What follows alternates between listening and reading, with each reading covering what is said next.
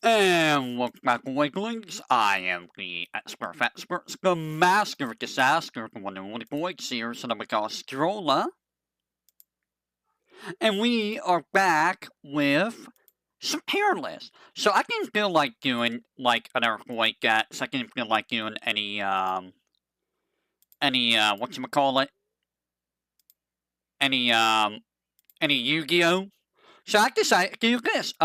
I was going to run the Guild Gear Strive OST. I don't know if that's a good idea, if you know what I mean. So, we are going to be doing some of these here lists. I got a handful of them. I only got a couple new ones, so we will see what happens. So first things first, let's just talk about the summons. The FF summons. The FF summons are going to take a while. And this is just overall. I might base them on games, per se.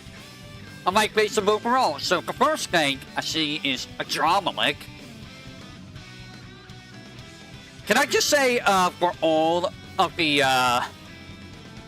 Espers, or are they called Espers? I think they're called Espers. Wait, was it Espers or was it Eidolons? What was it? Well, I think it was Espers. Regardless, I didn't use any of the summons in 12. The summons in 12, they suck. They just outright suck. Let's be real. They're not worth a damn, like, at all. Why is Angelo here? Angelo isn't a summon. But yeah, Andromeda, never really used. Simply because, like, why would I? You know what? Unused. Again, I am going to, above, we're gonna call it F. And it's gonna be, black.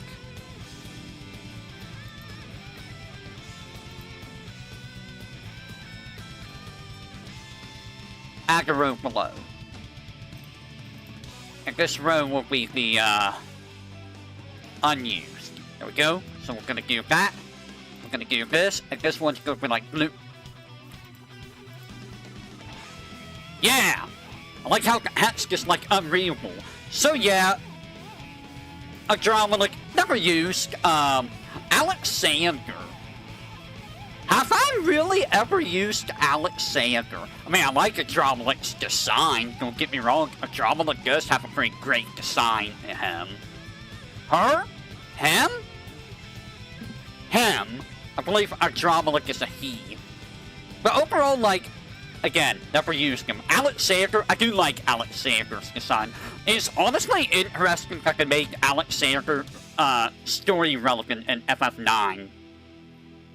Like, that's like the only time that Alexander has ever been story-related whatsoever. Well, I say that, I mean, Final Fantasy 13 Alexander, but who cares about Alexander in Final Fantasy 13? Who cares about the Eidolons in 13? Unless you're using Vanille. Vanille is the only reason you would use an Eidolon. Overall, I do like Alexander's concept. Giant mobile fortress that just nukes the living hell out of everything. I never really used him much. In Final Fantasy 6, like, Alexander isn't bad in 6, but like, by the time you get Alexander, you're probably gonna have access to, like, Ultima and Meteor and stuff like that. And like, you only get to use Espers like once per battle in FF6. Like, they're generally not that great, I feel. There's a couple Espers that are worth using, but like, overall, Espers just ain't that great in FF6 to use. FF7, the problem with Alexander in 7 is that, nope, there's like hardly anything weak to holy. Anything that's weak to holy is usually undead, and By the time you get Alexander, there's hardly any undead enemies. I think there's only, like, the Dragon Zombie and Ghost Sip. And, like, why would you use Alexander against either one of them? Not only that, by the time you get Alexander, you're about to get Neo Bahamut, who's just better in all ways. Sure, Neo Bahamut doesn't have an element, but, like, who cares? Neo Bahamut ignores defense. Oh, they were Espers. Okay, I couldn't remember the name of them in 12. Yeah, although some of the Espers in 12 are a bit pain in the butt and beat. I'm looking at you, Kukulane, and Sogiark. I hate both of them with a passion. So, wow, FF8. Again, the problem with Alexander in general is that Holy is not an element that's used very much. You can't really boost the game against Holy if the game's got Alexander's in. You can't really give weakness to Holy. I mean, you can in 6, but like 7 and 8 you can't. And like, nothing's like naturally weak to Holy, so like, I like you, Alexander, but like, you're kinda not that good. When is this ever a summon? And I'm not including Angelo, because Angelo doesn't count. Anima! So, I haven't gotten Anima yet, in the, HD remaster. In the original version, Anima was kinda just okay. You know, Anima was just a standard Aeon that just hit really hard, all that. In the international version, Anima's broken, dude. You get Anima with full, overdrive, and she's gonna just destroy stuff. That's basically a free Omni Slash. If you get Anima with an overdrive and use Yuna's, overdrive, and if you have enough time to do double overdrive with Anima, gonna be outright killing things. Anima really helps with farming scouts at FFM grinding Monster Arena. I never used Aeons very much outside of like the first couple playthroughs. This is the first time in a very, very long time I've been using Aeons. Normally I never touch Aeons. But I wanted to try to see how busted they are. They're busted. They're absolutely disgusting. Pain is a very good move to get instant death. It's almost a guaranteed instant death, I think. And like I said, Oblivion. Oblivion is busted in the HD version and international. I think it does it in international too. It was very disappointing in the original. It was just one hit. It was just one hit. But still, Anima is probably one of the stronger summons. Obviously, the summons on par with Anima. We'll get to that in a bit, but I think Anima is very, very good. Also, I really like Anima's design. Anima has a very creepy freaking design to it. To her. Anima is a C, for those who don't know. C is a C. Why do I have an A+? I don't need A+. Let me, I don't need A+, I just need solid ranking. Who is that? Can anyone tell me what... I can't tell who's who. Who are these who? Who is this? And who is this? Yeah, I know. Just keep in mind that we don't want to spoil things too much regarding story-related stuff. But yeah, who are those two next to Angelo? Well, that's the problem with some of these images. They're very, very not good. Asura! Asura's only in Final Fantasy IV, I think. And I'll be honest, I'm not a big fan of Asura. Her design is okay. It fits with, you know, the whole Booga, concept. But, like, Asura as a summon kinda sucks. So you get like a 1 in 3 chance of either getting a full party raise, which is kind of good. A full party protect, I believe. Which, I mean, protect kind of doesn't really do a whole lot. Or full party cure. And I think it's only cure. I don't think it's curaga. I think it's just cure. Which is like, ew. Cure? Really? Just cure? I'm not a big fan of gambling with a summon. I'll gamble with some other things like Death Blow and whatnot, but not on a summon. So honestly, I don't think... I feel like Asura is not really worth using. See, never does damage. Protect is kind of useless in FF4, I feel. I never felt the need to use Protect. It never felt like it did anything. AoE Cure 1 sucks. Like, AoE Raise is amazing because you cannot AoE cast revive spells, so that's kinda nice, but other than that, no. She sucks. Animos. Has Animos only been a summon in FF9? Like, FF8 it was Steel. Like, usually it's Diablos that hates Animos' spot. And I'll be honest, like, I never used Animos. I didn't think Animos was ever that good. Like, yeah, Animos does percent higher damage, but like, you know, just Percent higher damage FF9 isn't really that good for the player, because it usually does, like, it usually misses, and it usually has low accuracy. I don't remember if that applies to Animos, but like, of all the summons in FF9, Animos is one I pretty much stay away from, because like, bleh, just no. I stay away from it. I will say though, Animos is a very, very creepy design. Like, it just sucks you into another dimension. Where is this dimension? What dimension does it suck you into? Where do you go when you go inside Animos? You know? These are questions we need to know. How does a creature just come into being and be like, okay, I can just suck you into another dimension? Why do you have that capability, and where do people go? Bahamut Fury. Bahamut Fury is... I'm gonna be honest, the DMW system in Crisis Core is kinda meh. I don't really care much for the DMW system.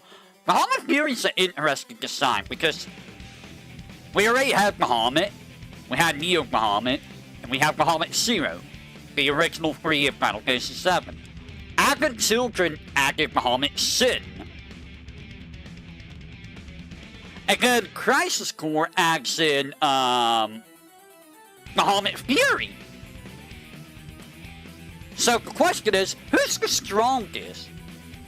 It's not regular Bahamut, and it's not Neo Bahamut. Is it Bahamut Zero? Is it Bahamut Fury? Or is it Bahamut Sin? Which of those 3 is stronger, is the strongest? I feel like it's probably, Bahamut Zero. But then again, Bahamut Fury's, Exa Flare. I mean, if we go by, like, Mega Flare, Giga Flare, Hera Flare, Exa Flare, Exa's above Hera, which would mean that Bahamut Fury technically would be stronger. Also, how do you go from, like, a dragon to, like, a big red dragon to a space mosquito to a Gundam? Because let's be real, Bahamut Fury is just a Gundam.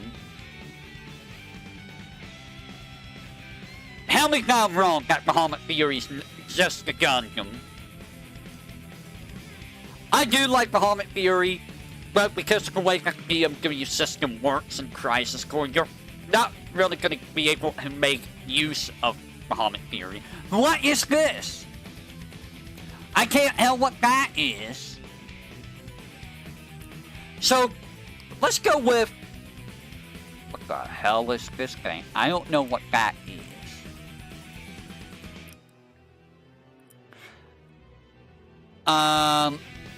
Let's go with regular Bahamut. So, you all know. You all know. I like Bahamut. I've always liked Bahamut. Why would I not like Bahamut?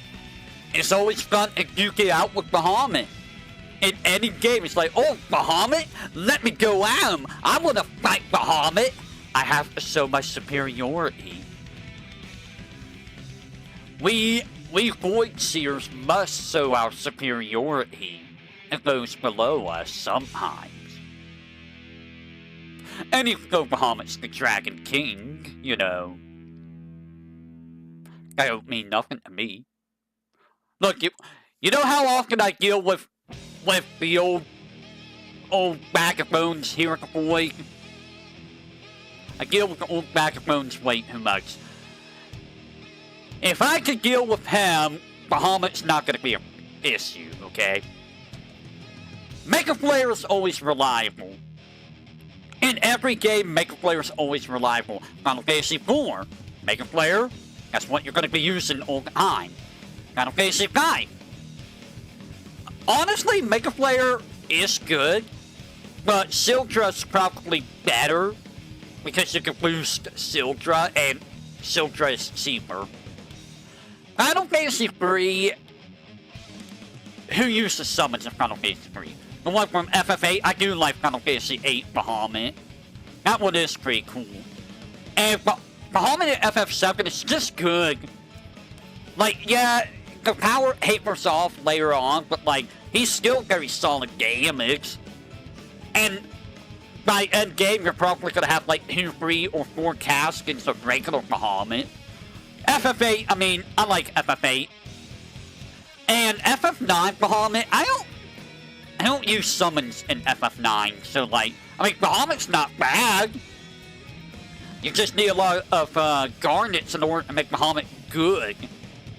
And there's Final Fantasy have Bahamut, who is kinda good. He's kinda very, very good. He hits you very hard. Although I found out that, like, Ixion does more damage than Bahamut with the Overdrive. Maybe I'm hitting weakness, I don't know. But, like, Bahamut's not hitting, like, max damage at the moment. I think Bahamut might be based off of Orin in terms of stats of breaking damage limit. I'm not sure. Final Fantasy 13 Bahamut, I don't really care much for Final Fantasy 13 Bahamut, in my opinion. What's Bahamut? Bahamut is in Final Fantasy 15, but like, we never get a fight Fat Bahamut, or use Fat Bahamut. And Final Fantasy patents, we can't forget Final Fantasy patents. But I don't use so much Final Fantasy patents because they take so freaking long to use. And in all honesty, summons don't feel very strong in Final Fantasy patents. They kind of feel a little weak. Especially against the AI, because the AI will always get out of the way of summons. But Bahamut is Bahamut. I like Bahamut. It is FF8 because you have the most nostalgia from the game compared to other FF. For me, it would be FF7. Because FF7's the one that I play the most. The only reason Bahamut's not in S is that he doesn't do, like, insane damage, like, say, Anima. He does very good damage. He just doesn't do, like, super insano damage like some of the other summons. I do like his design, though. I mean, it's a dragon. Burnhild. No, that's Bellius. I never... Get out here, Bellius. I never used you. Nobody cares about Bellius. Nobody cares about Cuchulainn. Get out here, Cuchulainn.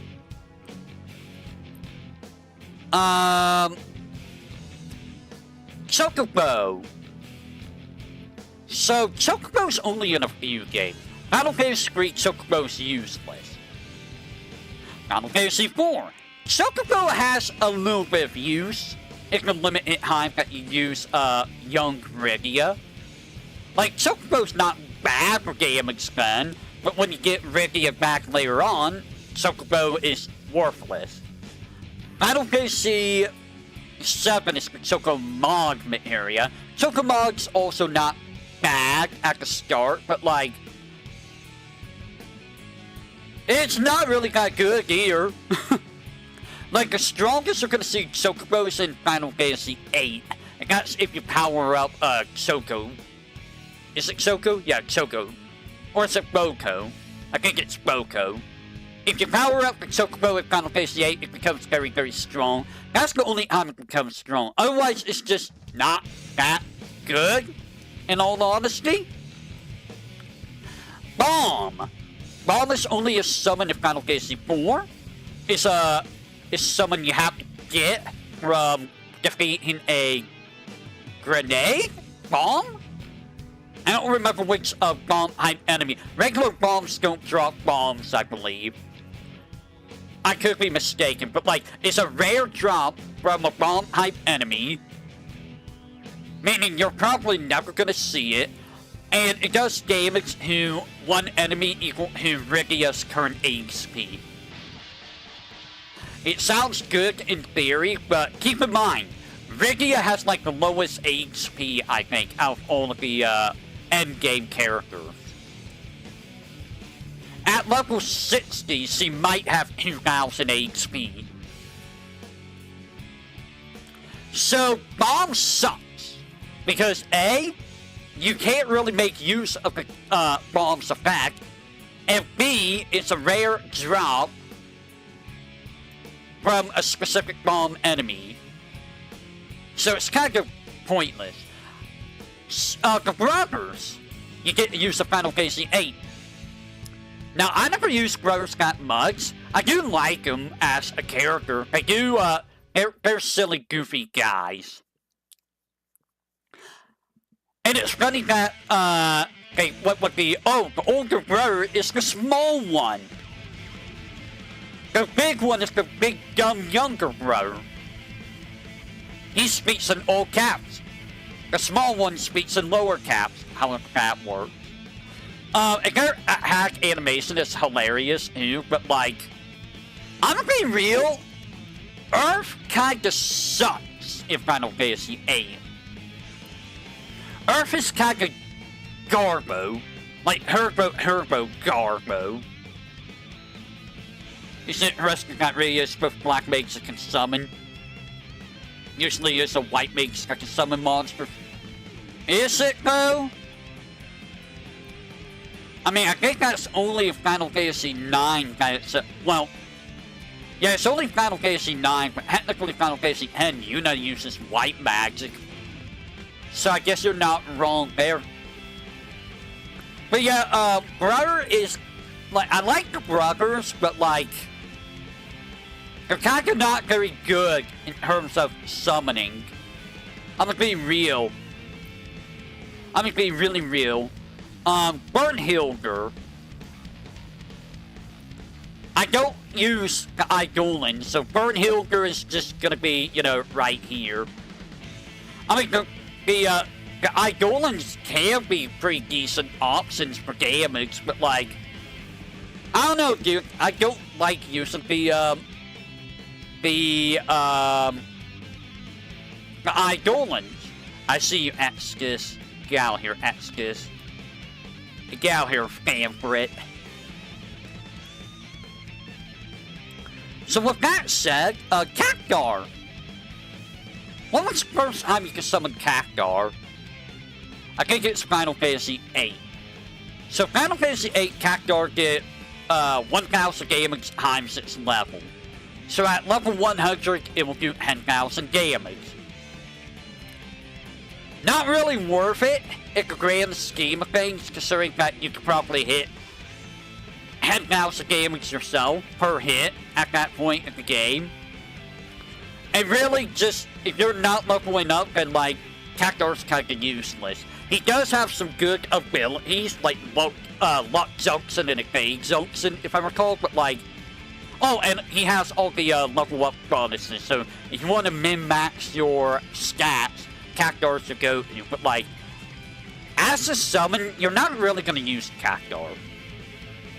And if Final Fantasy 6 advance, Cactuar also sucks. It will either do 1,000 heals, which you can already do that with Strago, or it will do 10,000 heals, which you can already do that damage with Ultima. Like, it's not really helping at all. It's a novel idea, but it's not really that good. Cat Sieve, or Kate Sif, whatever you want to call them, is only a summon in Final Fantasy VI. Well, technically in Crisis Core. In Crisis Core, he's amazing. Crisis Core, he levels up all your materia by 1 level automatically, which is a very, very good way of leveling up your materia. However, if we factor in Final Fantasy VI, only does if Final Fantasy VI is inflict confusion to all enemies, which, meh? It's not really that exciting, nor is it really that good. So, I'm gonna put Cat Sif, or Kate Sif here, because, again, FF6 brings them down, but Crisis Core makes them very, very good. Is that supposed to be Carbuncle?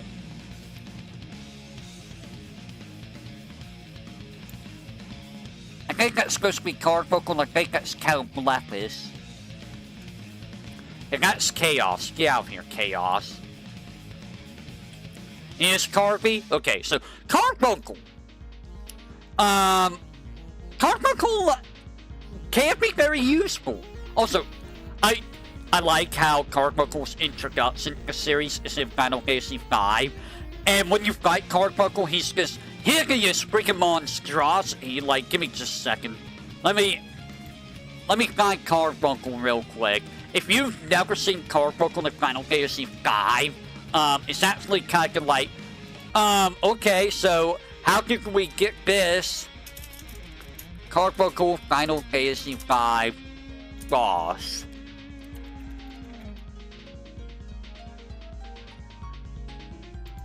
Like, look at that Carbuncle. Look at how terrifying he is. Like, that's what Carbuncle is like when you fight him. But whenever you summon Carbuncle, he's never that way. Like, at all. Like, if you go to the summon page, look at him. Now he's this tiny little guy.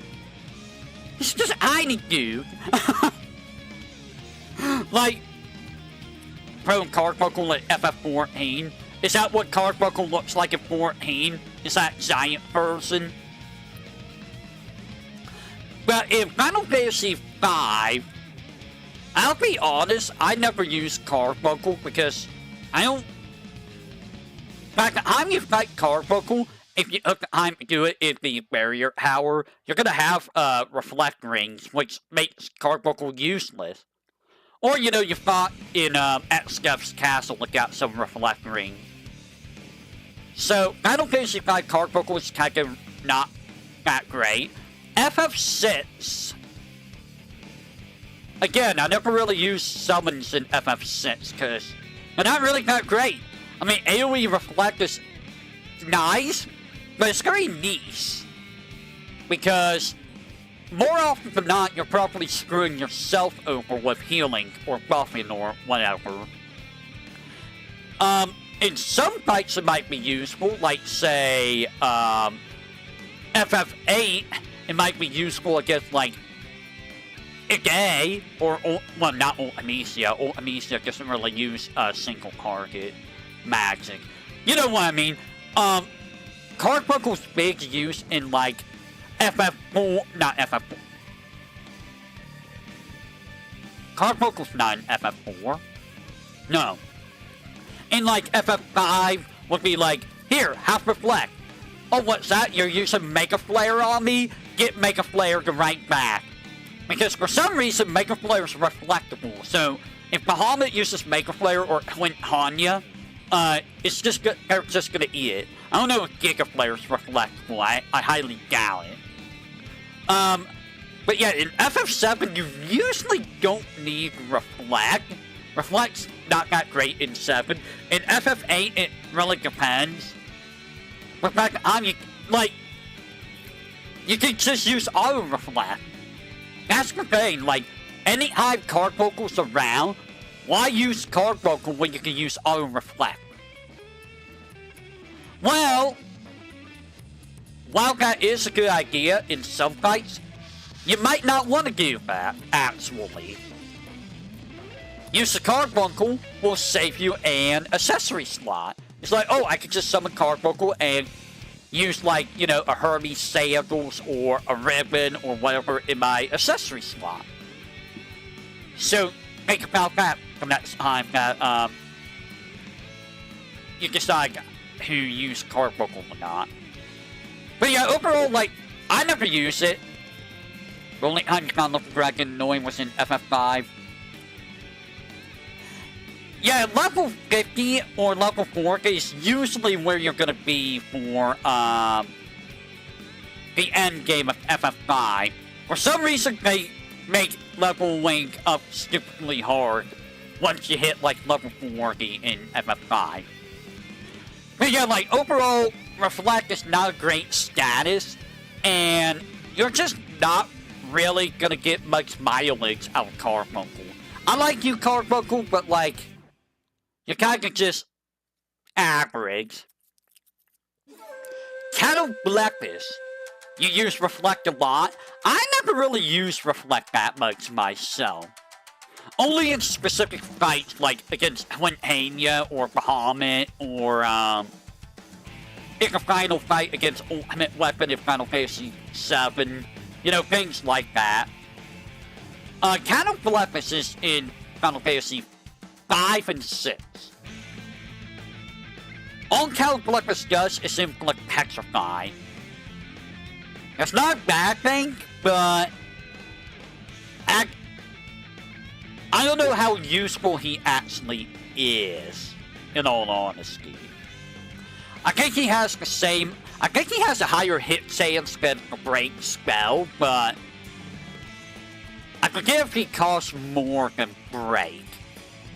And honestly, in FF5, there's usually a better way of inflicting Petrify if you want to use Petrify. And in FF6, you only get one use of Cataplex per fight. Unlike Break, where you get a whole bunch of uses. And you can probably use, like, Banis and then use Break to get Petrify, if you want to use Petrify. Honestly, I feel like Banis is a lot better than Petrify, than Break in FF6. So yeah, Cataplex is very situational. He doesn't do any damage, he only inflicts Petrify, and while that might be good early on, I'll be honest, I don't know how good Petrify might be early on in FF6, but like, you're not really going to get much mileage, I feel. Who the hell is this? I don't know who that is. I'm gonna try scrolling.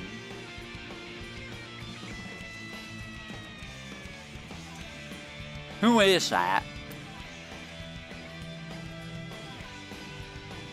Who are these people? I don't know who they are.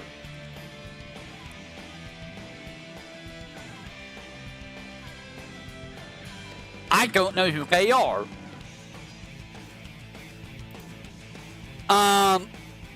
One of those is Bahamut Zero, I think. I don't know which one is supposed to be Bahamut Zero. Now, Fat Chocobo. I'm just going to say this right now. You might be wondering, why is Fat Chocobo worse than Chocobo? Because usually, Fat Chocobo is the rare version of the Chocobo summon. In Final Fantasy V, it's the rare version. It's like a 6% chance of getting Fat Chocobo. And it's about the same with the Chocomog materia in Final Fantasy VII. You're just never going to see it very much. And when you do see it, yeah, it does a decent amount of damage, but it's not that useful. It's really not that useful. That's all there is to say about that.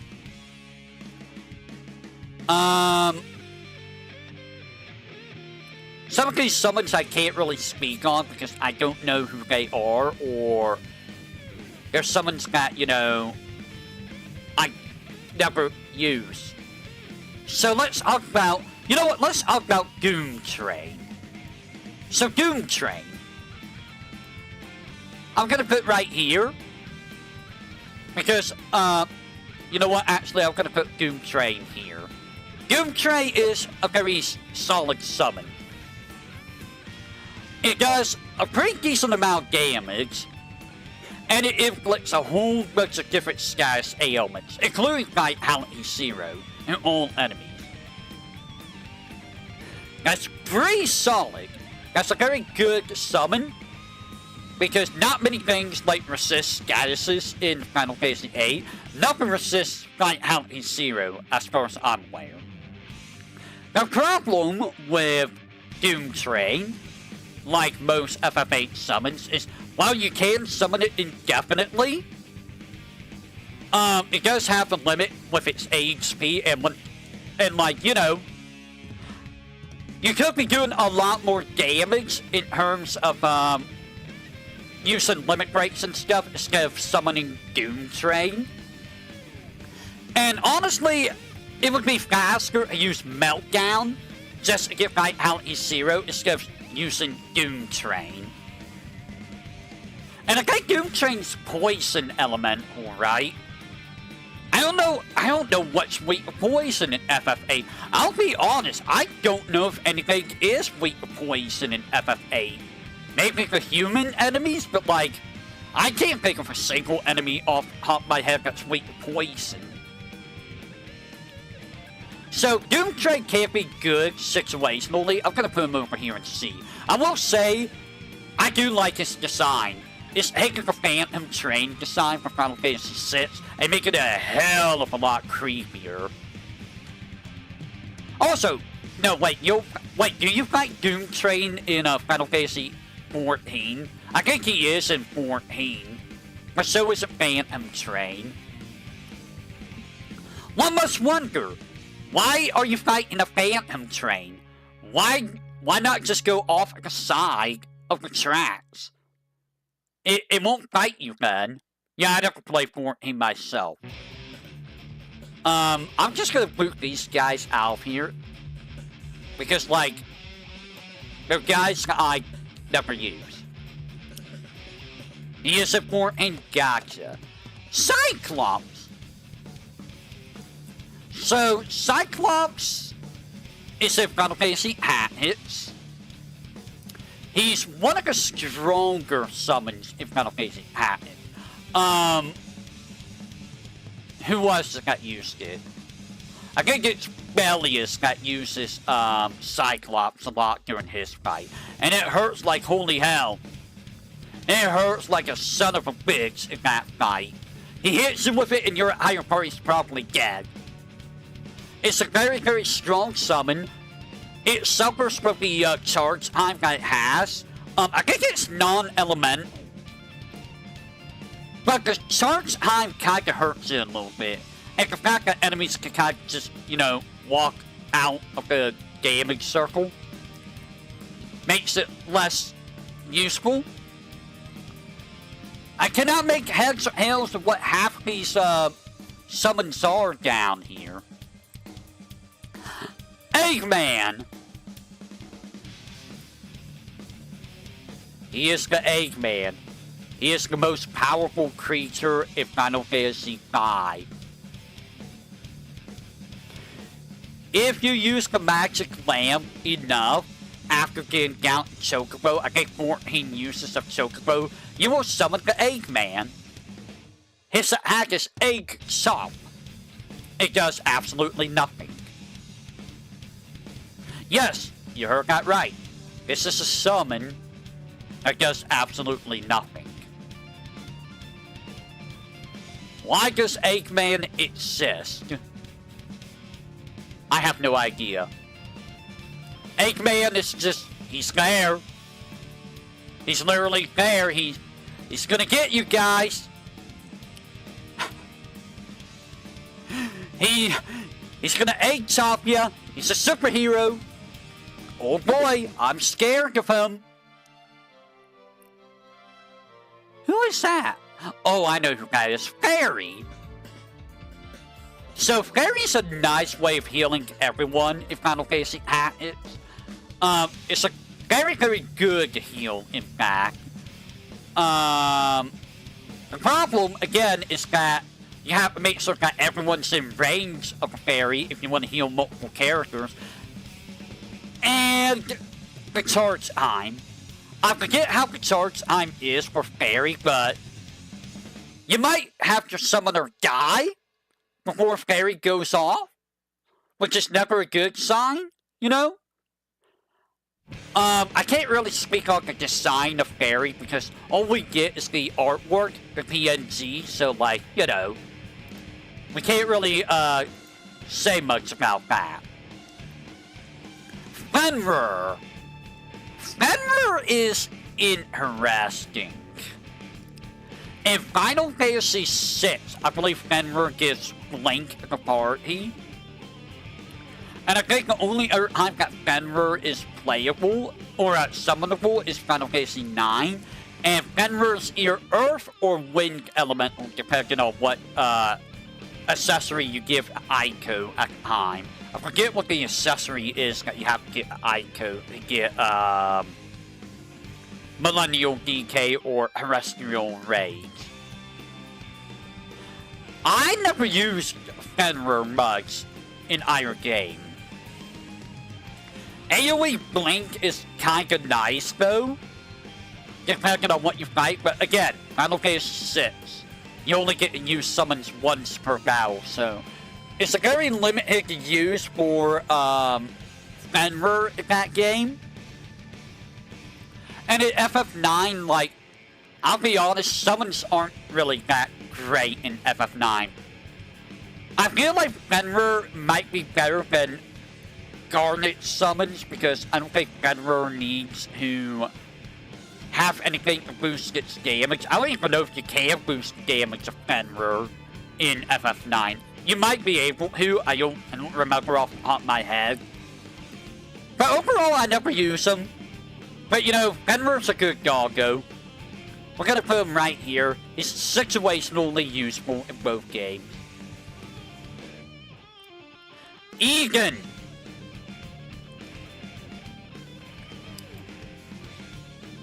Egan's probably one of the coolest summons.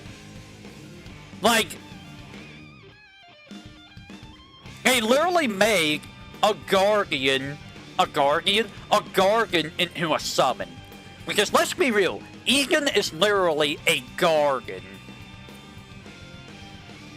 It's like taking Balam Gargan and making it sentient. And Egan is a female, by the way, so yes, this is a lady. I feel like it's supposed to be based on a Gargan, because, you know, Egan, the Gargan of Egan. Makes sense, doesn't it? The Gargan of Egan. So Egan would be a Gargan, based on the Gargan. And like, Eternal Breath is such a cool looking animation. A very long animation, but it's very, very cool looking. And the amount of damage that Egan can do is ridiculous.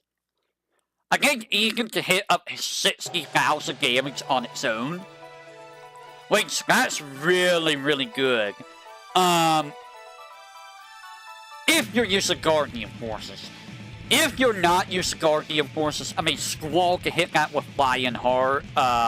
Cell can do more than that with Armageddon Fist.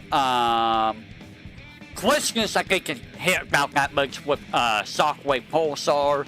Irving can hit that much quickly with Vitality Zero and some ammo. Renoa can do that much with Angel Wing Meteor. Selfie can just instant kill if you're lucky. So, like, everyone can do just about as much as Egan without having to worry about, you know, Egan dying. Egan has the Devour ability to increase the stats for the party members. But in IMO, you would just use cheat codes. Yeah, like, leveling up stats just annoying, in all honesty. It's not really worth it. But yeah, Egan is very, very good, very, very powerful, and very, very cool looking, in my opinion. I like Egan. And I think you fight Egan in Final Fantasy XIV. I heard that Egan is an insane fight in that game. Who are you? That's Garuga, that's Gilgamesh. When can you... Oh, Gilgamesh I can talk about. So, Gilgamesh is a GF in FF8. If you bring Ogun to fight with Cypher at Lunatic Pandora, you will get Gilgamesh in that fight. Gilgamesh kind of sucks. For multiple reasons. A, Gilgamesh can show up whenever. Now you may think, oh, that's pretty cool. You don't have to summon Gilgamesh and he can't die. Here's the problem. If you're trying to do Angelo search farming, Gilgamesh is going to ruin that. So if you want to get those ribbons and other stuff from Angelo search, you don't want to get Gilgamesh.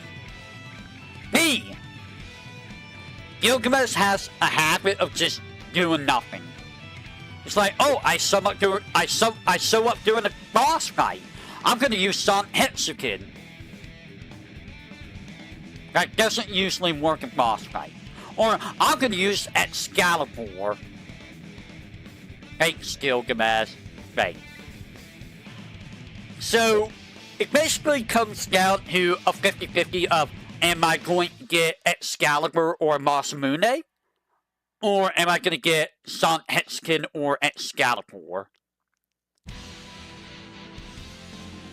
And I mean, getting the extra damage from Excalibur and Son Hetsukin isn't bad, but like, I think I prefer Ogun. At least Ogun's a little bit more controllable if you know, wanna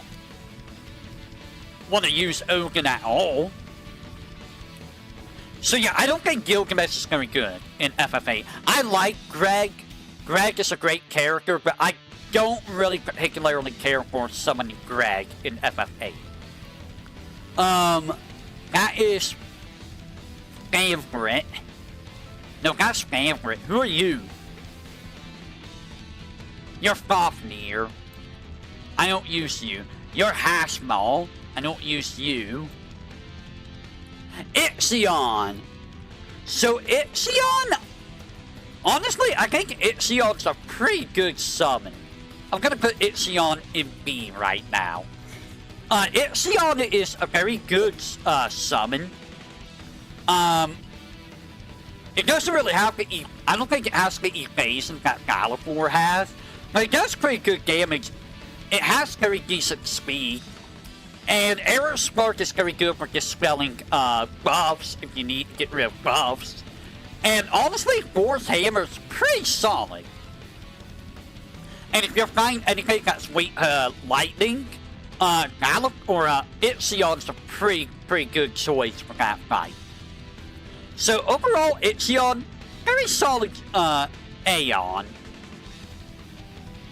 I do think that Bahamut's better because Bahamut has Impulse, which hits all enemies. So you can just nuke the entire enemy party. And, you know, Bahamut just hits hard. Ixion doesn't really get any AoEs outside of its overdrive. Also, it's a unicorn. Unicorns are pretty cool, right? That's a goblin. You know what? Goblin is in Final Fantasy 4. You can get Goblin as a rare summon. Drop from Goblin. It's useless. It uses Goblin Punch. It doesn't do much damage. It's a completely useless summon. I can't make out who these people are. They're very, very hard to see. I think that's Laxmi. So Laxmi, Laxmi is a pretty decent summon, honestly. It is... I think it's the best healing Esper in Final Fantasy VI.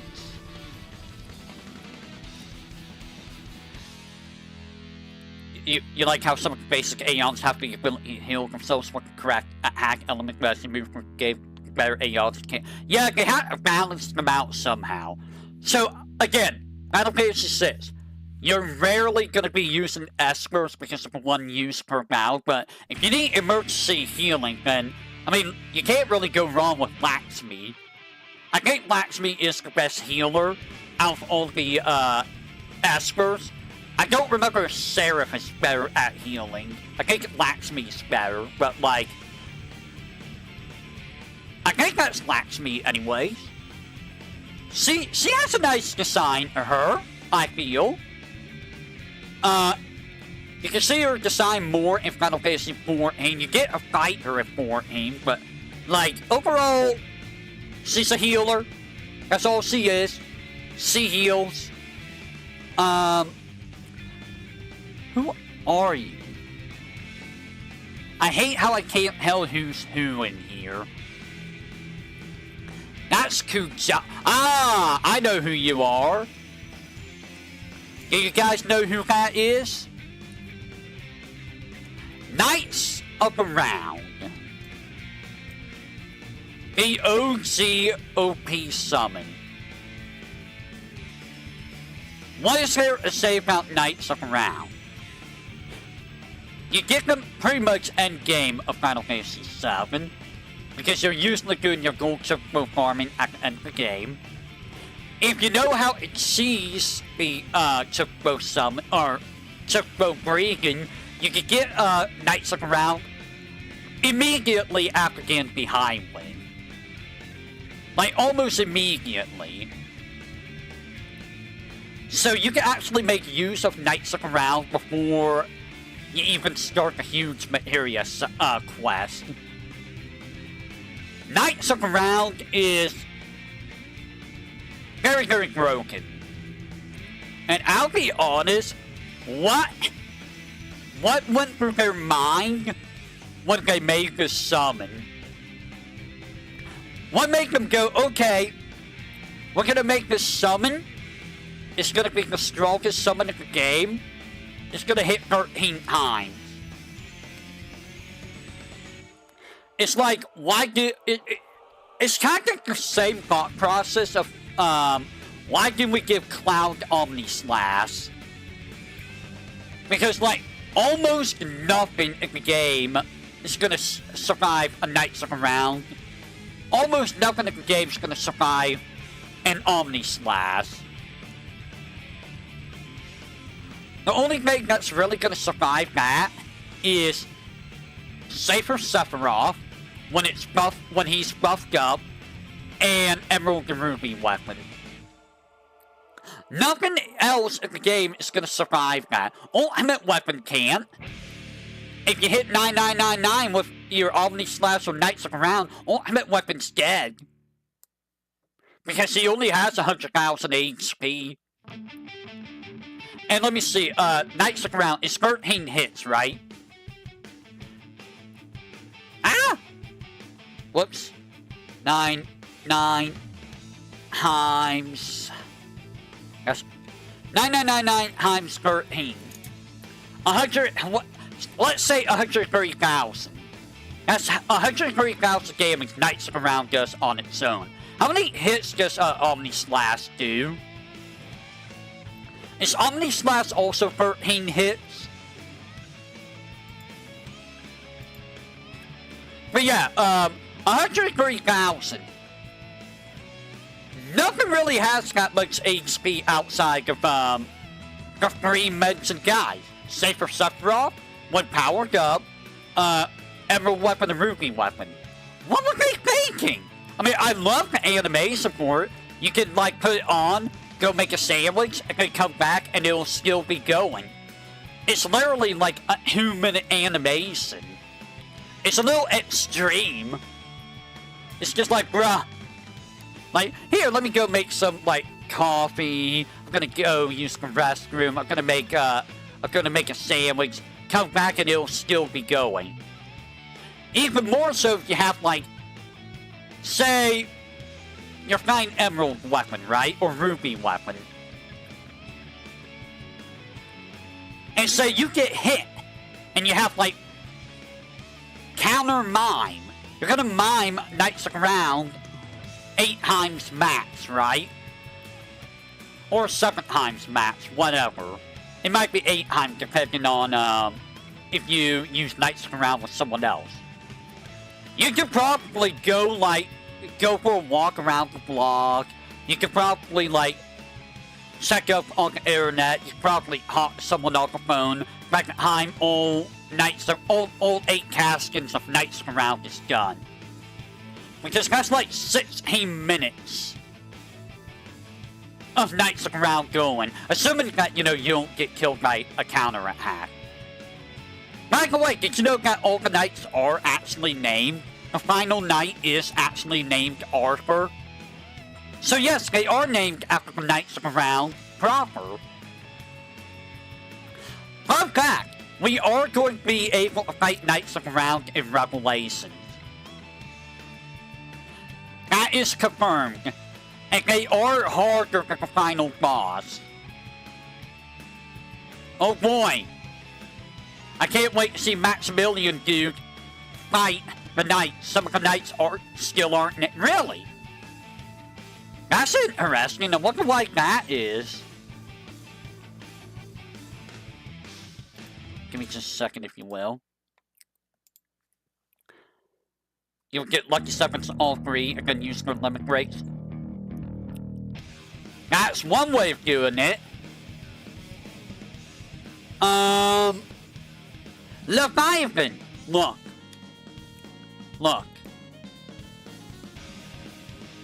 I have the soft spot for Leviathan, okay? Why? I don't know. But I've always liked Leviathan. Now, Leviathan might not be the most useful summon in terms of damage, because water is such a hard element to make use of in any game, like, ever. But I've always liked Leviathan. I don't know. Sea Dragon. Look. Dragons, man. What's wrong with dragons? Help me. What's wrong with dragons? Is there something wrong with dragons? Go on, I'm listening. Help me. What's wrong with them? People 1.5 Knights of the Round were Cetra. I mean, that isn't a bad theory, in all honesty, when you think about it. They could very well be. Who knows? We'll have to see what Revelations does with them. But yeah, Leviathan. So, Leviathan first show up in Final Fantasy II as a dungeon. And then Final Fantasy III is the first time you get to fight Leviathan.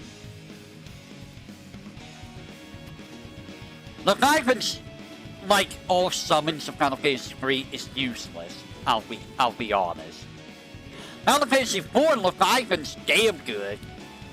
I love using Leviathan in Final Fantasy IV.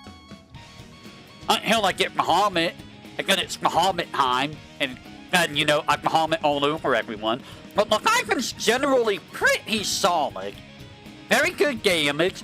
Not many things resist or absorb water if the game's got Leviathans in. And Leviathan's just cool, okay? I like Leviathan. Is there something wrong with that? I think the most I use Leviathan is in Final Fantasy 4 and 5. Only named one is Arthur. Interesting. Like, in Final Fantasy 6 Advance, Leviathan's kind of pointless. Because, like, it's Final Fantasy 6, why are you using Esper? Final Fantasy 7 Leviathan's not bad. But by the time I get Leviathan, C's not really that useful. He's C, whatever, because they like to change the gender of Leviathan constantly. Because I usually do, Woot High. I usually fight Go-Go after I get access to the 4th enemy skill area. So, like, after I get the high win. Leviathan's not really going to be that useful in FF7. FF8, I used Leviathan who killed the Cactars. It's not a bad strategy, but, like, honestly, give Squall 100 waters on elemental attack and let Squall handle it. And Final Fantasy 9, I don't use summons for Final Fantasy 9. And Final Fantasy 8 hits, I don't use summons for Final Fantasy 8 hits. But overall, Leviathan's always been a very solid source of damage. And again, Sea Dragon. You can't go wrong with that. That's Mathias. Mathias, I don't use you.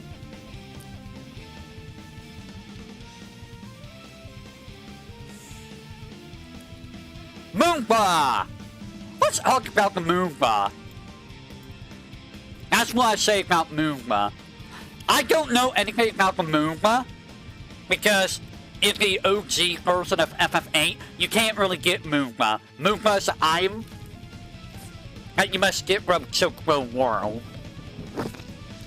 You can get access to Moonba in a remaster, but that requires Angelo search farming, which kinda sucks. Now, with that said, Mog.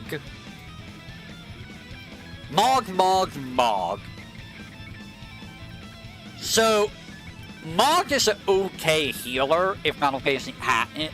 I think Mog is like the weakest heal though. Likewise, if Final Fantasy 8, if you manage to get the item for Mog, you can pay Mog to heal all your GFs.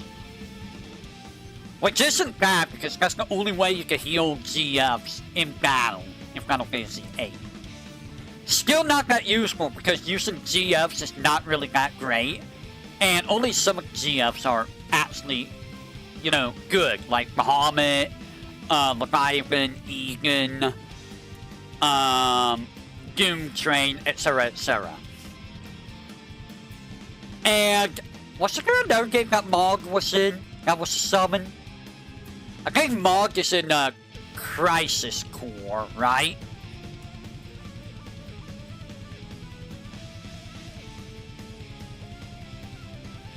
I think Mog is in Crisis Core, but I don't remember what Mog does there. Overall, Mog is just not really that good, if I'm to be honest. He's just kind of just there. If anyone can tell me what half these summons are, that would be great. I'm gonna focus in here so you guys can see. Here you go. Here you go. So you guys can help me what the heck some of these summons are. Oh, this one is Hades. So Hades, I'm gonna be real.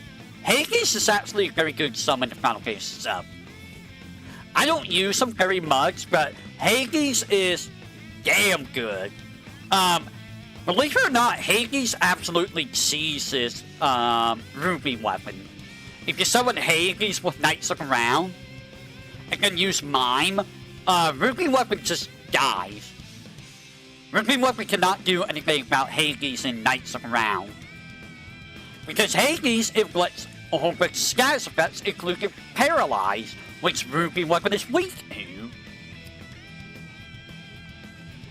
In addition, Hades is just a pretty cool summon in general. I like being able to summon, you know, the god of the underworld and just smite my foes.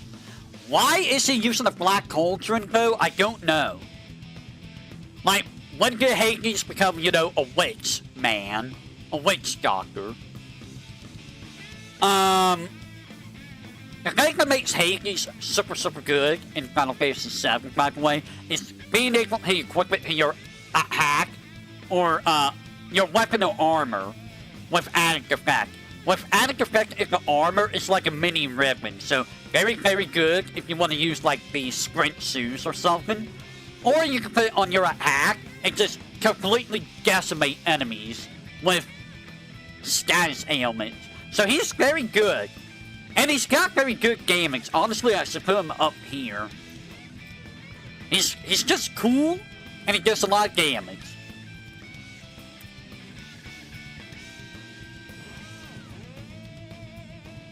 Is that... I think that's Odin, right? Odin! So Odin is... I like Odin. I do like Odin's design. It's pretty badass, honestly. It's like a Dark Souls design. And he's not bad. Like, he can do instant death on enemies. That's very good. The problem is the chance of doing the instant death is usually not very high, you know? If I recall, instant death is more useful in Final Fantasy 9 for Odin. Final Fantasy 4, you can get some instant death shenanigans going. Final Fantasy 5, you can get some instant death. In fact, Final Fantasy 5, if you summon Odin from the magic lamp, it's a guaranteed instant death against anything that's not immune to instant death. If you try to summon Odin normally, even if it's vulnerable to instant death, it may fail. Like against the bosses in Great Sea Trends. So yeah, Odin has a lot of problems, where he's just like, I'm gonna Son Hexakin you, and he doesn't Son Hexakin. At least in FF5 and onwards, well, FF5, FF7, FF9, he gets a Gungnir, which, you know, he does non-elemental magic damage of one enemy. Usually that's not why you want to summon Odin, though. You want Odin to just cleave all enemies, which he does very nicely in Final Fantasy VIII. Odin is insanely nice in Final Fantasy VIII, except, you know, when you don't want to level up.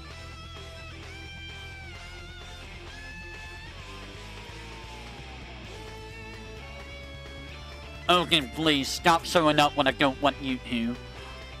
But yeah, he's very situational. I like his design. I like the ability to do instant death all enemies. In FF5, you have so many ways of instantly killing enemies. You got Spellblade, Break, you got Banish, you got Death, you got Soap. You got a whole bunch of different ways of doing death. Odin is usually not gonna be used in FF5 very much.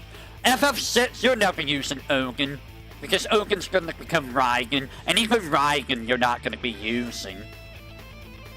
Simply because you could just do, like, Banish, or Ultima. You can just Ultima things to death. Or, you know, Bum Rush, or Phantom Rush, whatever you want to call it. Final Fantasy 4, you're probably not using Odin very much there either. You're probably just gonna nuke everything. FF7, you're not using Odin at all, unless you put, like, added effect with Odin for instant death on your weapon, or ignore instant death on your armor. Phoenix! Let me just say Phoenix. Very, very good summon. Final Fantasy V is the first time you get Phoenix. Phoenix does fire elemental damage to all enemies. It's not very good fire elemental damage, so it's like about 1,000 damage. And Phoenix only revives one character. However, this is a very unique Phoenix in that it revives you with not only full HP, but full MP. It is 99 MP though, so it's very expensive and revive one character. But hey, full HP MP, you know. Final Fantasy VI Phoenix is okay if you need an emergency AoE revive. You only get one use of it. Final Fantasy VII Phoenix is pretty solid. It's a Okay, is Phoenix a full revive for Final Fantasy VII? I mean, if you need an emergency revive in FF7, I don't have Phoenix is the way to go. I never use it because there's no reason to, and you know, I know how FF7 is. FF8. I believe FF8 Phoenix is the same as FF9 Phoenix, in that you summon Phoenix in FF8, and it has a chance of summoning itself again whenever the party dies. FF9, you have 99 Phoenix Pinions. You have a 33% chance of Phoenix summoning itself if I goes in the party when the party dies. So FF8 and FF9 Phoenix are very good. So overall, Phoenix is just very good to keep you alive. The damage it does, not really worth mentioning. It's mostly there just to revive you. Give me just a second, if you will.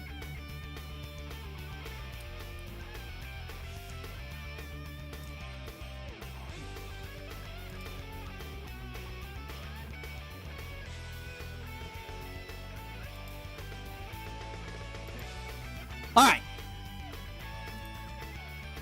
So that's Phoenix. The Magus Sisters. The Magus Sisters.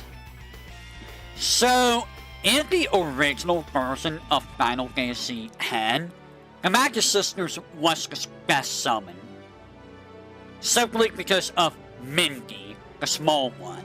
If you got Kasako with Mingy, that's gonna hit like so many freaking times, and if you're breaking the damage limit, that's just gonna do a crap ton of damage.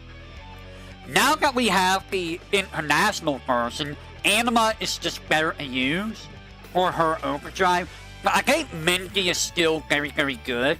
Sandy and Cindy are just there. Sandy doesn't really do a whole lot. Mingy's good for buffing. The problem with the Magus Sisters is that they're RNG if they decide to do anything for you. So they might do something that's completely useless, and it's like, why are you doing that? But overall, Magus Sisters, still very good. I will say it's very interesting that they brought them back for Final Fantasy IV. As summons in Final Fantasy X. It's like, why? Why them? Of all, you know, why? And I don't... Oh, you do see the Magus Sisters in Final Fantasy Brave Exvius. I forgot about that. But, like, you never really see the Magus Sisters. Like the Dark Magus Sisters can be... Yeah, find any of the Dark Aeons is a nightmare. I don't like Dark Aeons. They're overtuned for no reason. They're severely overtuned. Hogberry. Let's talk about the Hogberry. So, Hogberry's only a summon in Final Fantasy VIII. I'm gonna be real. You're not using Hogberry for the summon. Hogberry sucks as a summon.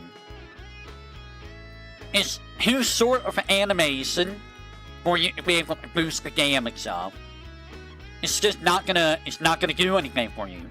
The reason why Hogberry's in C is for its abilities that you can get. Haggle, Sell High, Familiar, and Call Soft. All four of those abilities are very good with Hogberry. It allows you to do the infinite money trick. It allows you to get items that you normally cannot get. And it allows you to access softs on this form when you can't really access softs. Actually, I don't even think you can go to any soft on this 4. I don't think there's a single soft anywhere. So if you don't have any items, then have fun. But yeah, Hogberry is just very mediocre. You're not really going to be using Hogberry for for much of anything. Give me just a second.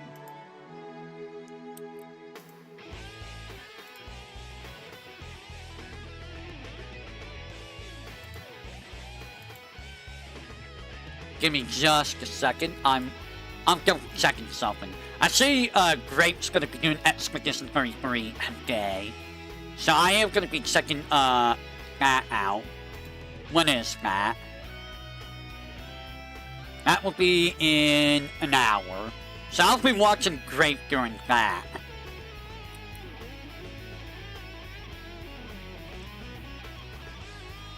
Give me just a second. Alright.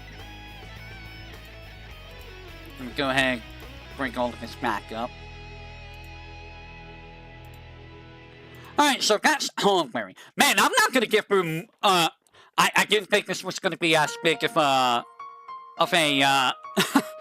I didn't think this was gonna take as long as it was gonna take. I thought I was gonna have multiple tier lists to do. I guess this will be a part 2 for another day, huh? Yo, Jimbo! So, I'm actually gonna drop Yojimbo down here. Yojimbo is very, very busted. The problem with Yojimbo, as you can imagine, is figuring out how much you need to pay Yojimbo to use Samato. Because, depending on the enemy you're fighting, you may have to spend millions upon millions upon millions of gil and one-shot them. And getting that much skill in Final Fantasy X is actually pretty painful. It's very, very painful. Outside of Samato, Yojimbo, I think, is just very mediocre. Like, he does good damage, but, like, it's not worth the money to do damage. You're usually trying to just, you know, Samato him. Or, not Samato Yojimbo. You're usually trying to get Samato with him. Which, you know... Again, how much does it cost? I think for, like, penance, it's like 40 million or something. So, if you don't have 40 million gil, you're not going to get Samato. You might have a very good chance of getting it, depending on the compatibility. I don't even know how you get compatibility with Yojimbo. I don't know how Yojimbo actually works.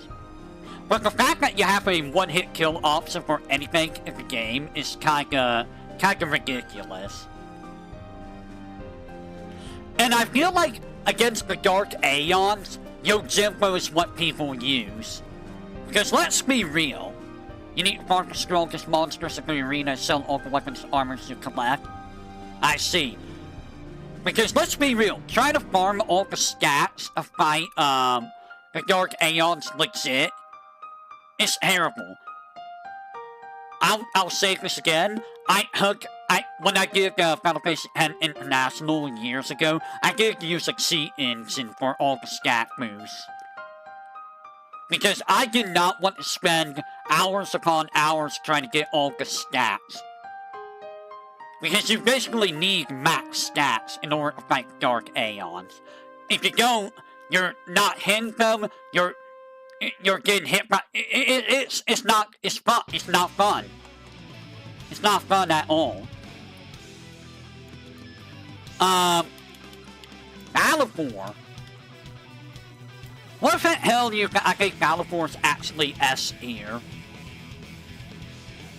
I think Balfour is probably one of the more useful Aeons in Final Fantasy X. The reason being is that, yes, Balfour may not do as much damage as all the other Aeons that you get later on with regular hacks and stuff, but Balfour has some advantages over the other Aeons. Balfour is probably going to be doing the most damage early on if you get her second overdrive before you leave the save. Energy Blast does a ridiculous amount of damage. Like, a ridiculous amount of damage early on. And I think even later on, Energy Blast does a lot of damage. B. Sonic Wings. Sonic Wings is very, very good. Even in some boss fights, I think Sonic Wings is very, very good. Galivore just solo a lot of fights. C. Galivore is very evasive. It's kind of hard to hit her. D.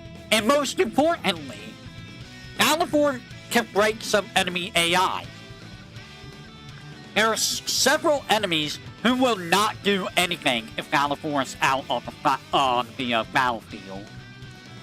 So it's basically a free win if you summon Galivore against specific enemies.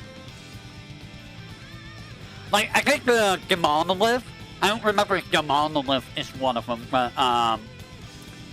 like Asparagus, the little spider creature things, I think they don't do anything if Galivore's out. So Galivore's just good the entire game, I feel. May not be as strong as like Bahamut or Anima or Magus Sisters or Ixion, but all of those extra things that Galivore gets just makes Galivore very good. Siva. Siva just goes at the average here. If I knew where Ifrit was, where's Ifrit? Does anyone see Ifrit?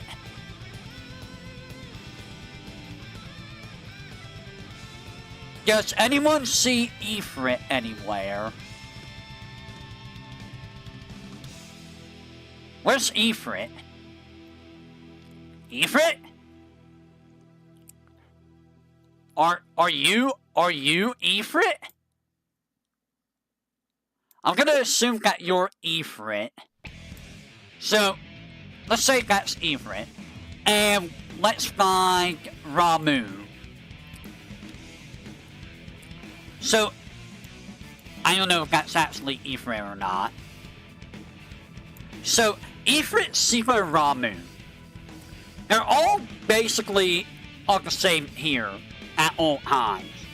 They basically do the same amount of damage, just different elements. That's really it. They're hardly any stronger than one another. In Final Fantasy IV, I think Siva gets the most to use, especially against Rubicon. Hey, I don't think you really even use Ramu. I mean, you can use Ramu against, like, Ogun or Leviathan, but, like, why use Ramu when you can use, like, Thundara or Thundaga? In Final Fantasy V, I think it's Ifrit that gets the most use. Because Ifrit can be used against Biglos and a Panda. If you wanted to, you can use Ifrit against Siva if you got Ifrit before Siva. Siva works well against Ifrit, obviously. Ramu is only really good against, like, Soul Cannon. Outside of that, they're not really that useful. Final Fantasy VI. Aside from their abilities, they're not really useful. Final Fantasy VII. Why are you using summons? Why? Don't use them in Final Fantasy VII.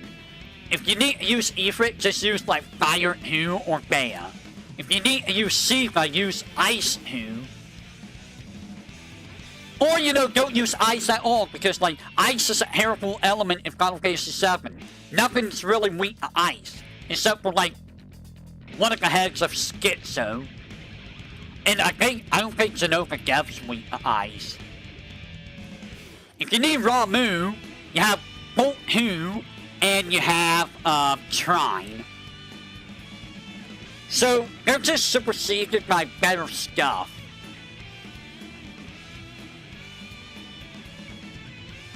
I mean, I do like Siva. I do like Siva's design. I think my favorite Siva design might be Final Fantasy VII Remake.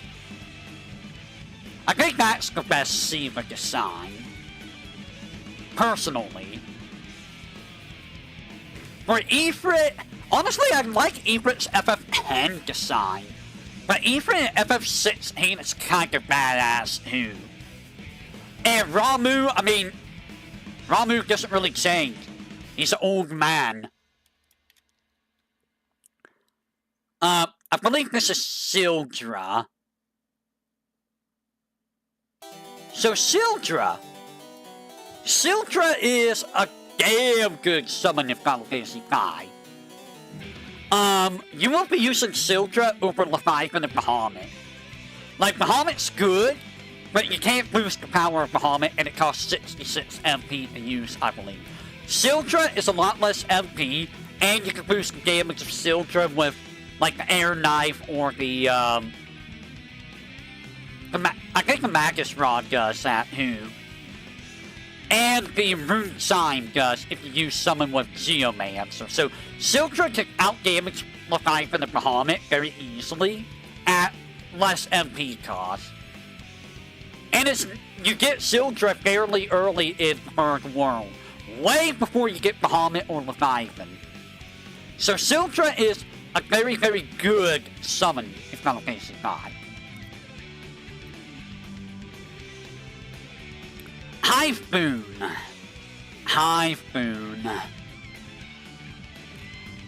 I'm just gonna say that Hive Boon is a very sad summon in Final Fantasy VII.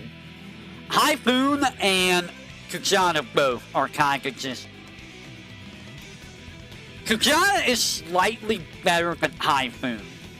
Simply because Kujana is one less element. But I'll be honest, they're not good. Because if an enemy is immune, resists, or absorbs one of the elements that they use, it's entirely voided. So for Kujana, if they absorb fire, ice, or lightning, then it's wasted. For Hive Boon, I think it's fire, ice, lightning, and wind. I think that's the elements that Hive Boon use. And you get Hive Boon so late in the game that it's like, bruh, why would I use that when I have Bahamut Zero, Hades, Knights of the Round, Phoenix? Hive Boon's just a waste of a summon, sadly. It's not good. Like, Neo Bahamut's better than Hive Boon. So, Hive Boon's bad, and Kujana's just slightly better, if not weaker, just for the one less element. But again, if they absorb fire, ice, or lightning, Kujana's just useless. Zodiark, I don't use Zodiark. I don't use Solera. I don't use Ultima. I don't use Ceromis. I don't, wait a minute. Who are you? Is that not Solera? Who are you? You're also from FF12. Alright, who am I looking for? Palador. Can I just say Palador is a very weird summon? Or Quetzali. Palador is the old name of Quetzali in FF6. It makes your higher party use a jump hack, which is very weird.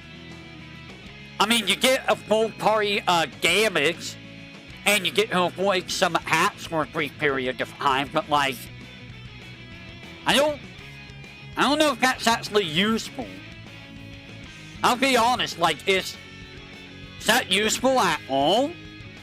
You get 4 hits on random enemies in the same turn, which, I mean, it's damage, but at the same time, it's on random enemies.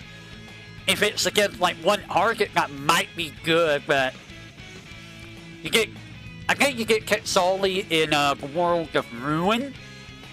In fact, the time you get access to Quetzali, it's like, you have better options for stuff, so you're not really ever going to be using it.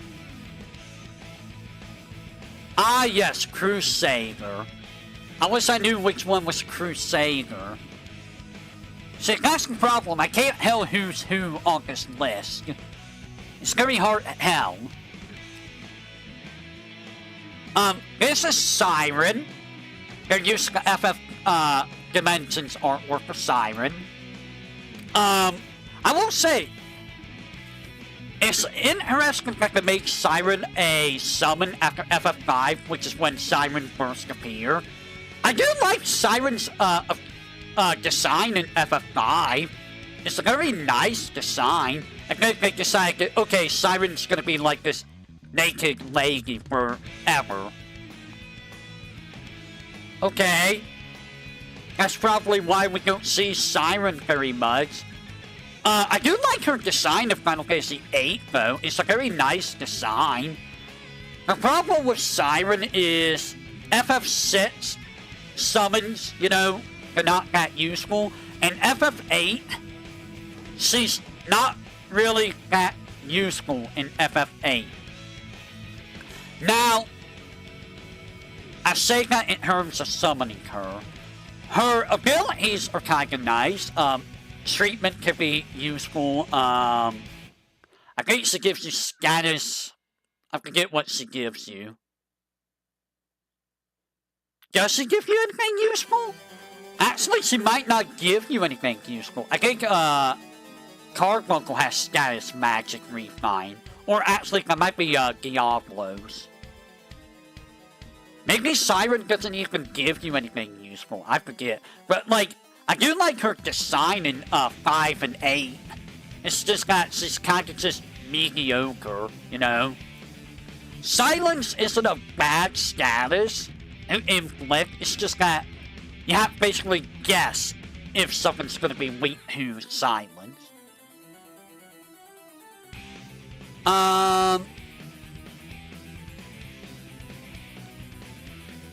Can anyone help me see what's what? I believe this is Mind Flayer, which, I'll be honest, Mind Flayer's not bad in Final Fantasy IV. You can only get Mind Flayer from winning it from Mind Flayer in the, Magnetic Caverns. And it's the... In terms of damage, it does pretty decent damage. But the problem is, by the time you get to fight the Mind Flayer, you don't have Rygia in your party anymore. And when you get Rygia back, Mind Flayer's not going to be useful at all. Like, at all. So, like, it's a waste of a summon. It does inflict sap and paralyze, I think, but, like, meh. It's not really useful in FF4 at all. I think this is Unicorn. Is that Unicorn? I think that's Unicorn. So Unicorn... I'm gonna be real, Unicorn's never been useful. It gives regen Kapari in FF6, which... Oh boy! Regen in FF6. Not really that useful, I'll be honest. And in Final Fantasy Hits, it's just a heal move, which, meh. Actually, I don't even remember what it does in Hits. Does it restore HP or does it give regen Kapari? Regardless, Unicorn, not really that useful, I feel. And you know, it's a unicorn. I'm not a unicorn person. Unicorn kinda just, you know... It's a unicorn. What do you want me to say?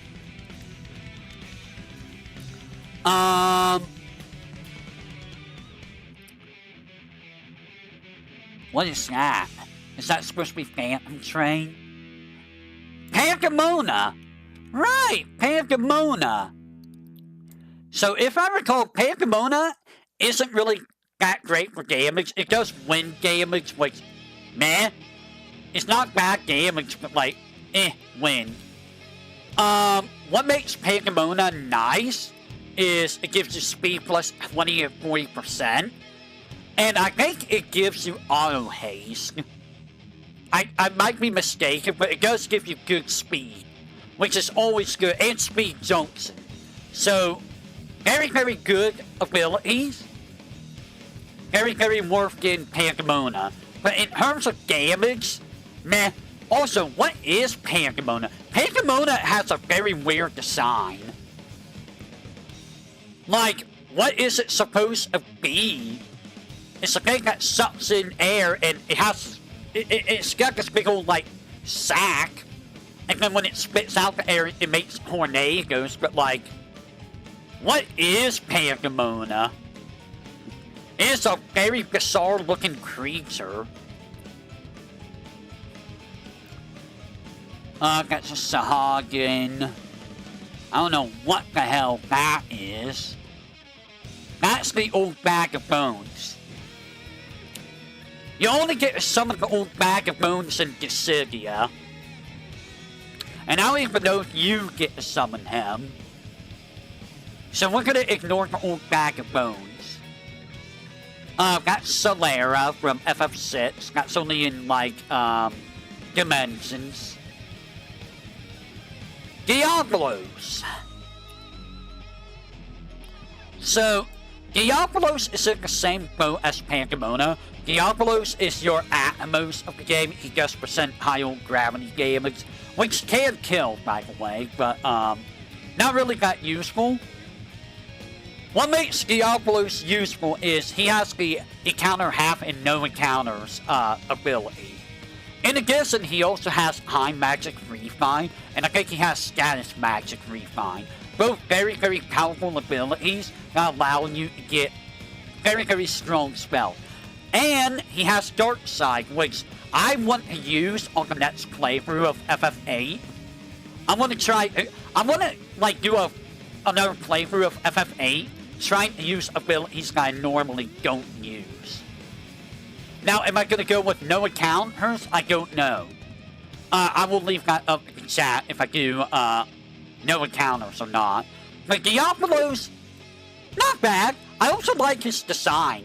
It's a very cool demon guy. I mean, would you say it's a generic demon? I don't know. It might be a very generic looking demon, but I like him. I do like him. Also, points to Diablos for being a troll in Final Fantasy VIII. For trolling so many players. The amount of people that got trolled by the guy is ridiculous. I got trolled by him. I was like, what's this magic lamp do? And then I found him, and then I died, and I was like, oh. Maybe I shouldn't have done that. Maybe you should have saved the game. Alright, so with that said, we have people that I cannot tell who are who.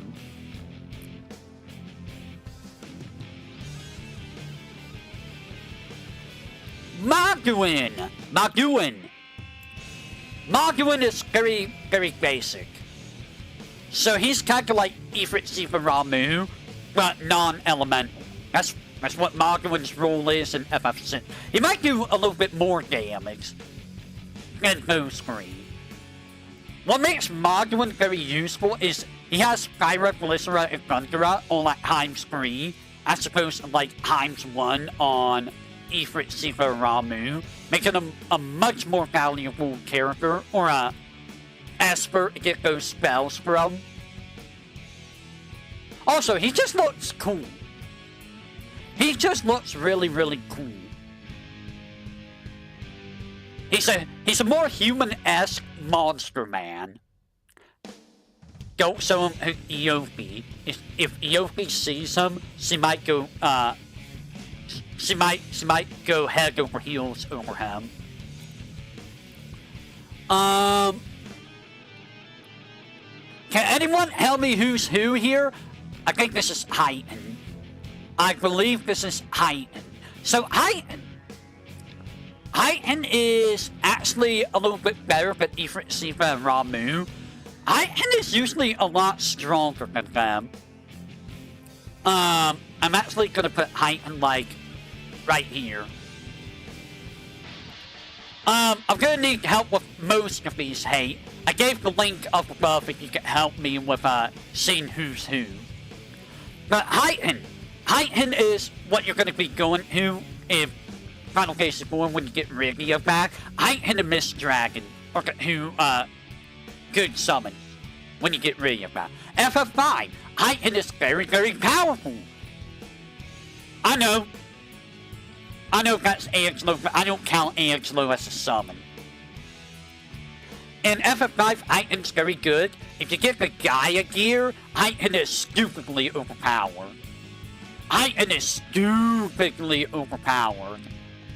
FF7, Heighten's not really that great. I'll be honest. Like, Earth is such a bad element in FF7. Such a bad element. That you're not going to be using him. You're going to be using him a lot in 4 and 5, though. So, he's a very good summon in 4 and 5. Just, he's not in B because, the issue with him is Earth's usually a bad element. You recognize none of them?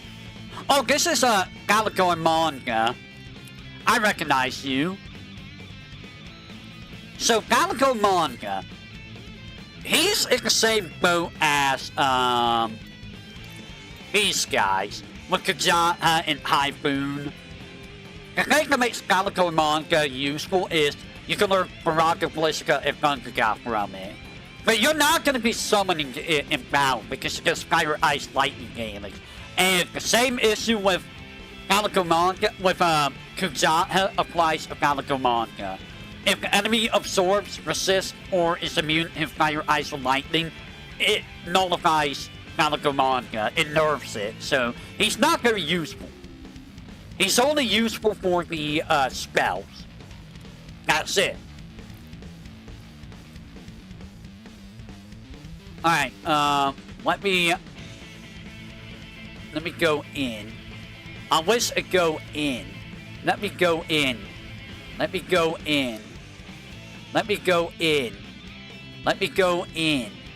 In! Go in! Thank you.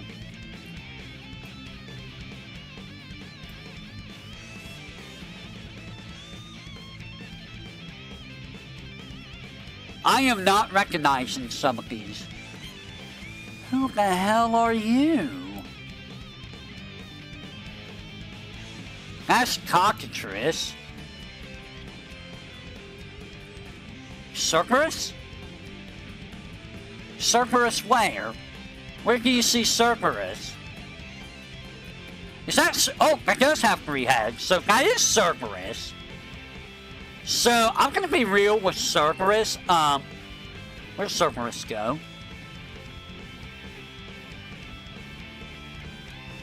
Why'd you go down here? Cerberus is kind of just average. Like, when you summon Cerberus in Final Fantasy VIII, it just gives you double and triple, and why are you using double and triple? Why are you using magic in Final Fantasy VIII? The real good thing about Cerberus is the one that has auto haste, I believe. So speed junction, speed plus 20, 40, and auto haste. Cerberus also has alert, so you can prevent back attacks if you decide to not do encounter none. I believe Cerberus also has another ability that's really damn good. I just can't remember what it is off the top of my head. But overall, Cerberus is just very good for its abilities, not very good for its summon. And I mean, it's a doggo, 3-headed doggo. You can't say no to that. That's Garuga. That's only like Final Fantasy 14, so Garuga doesn't count. I don't know who the hell this is. I don't know who you are. This is some lady. I think that's Hecaton Chair.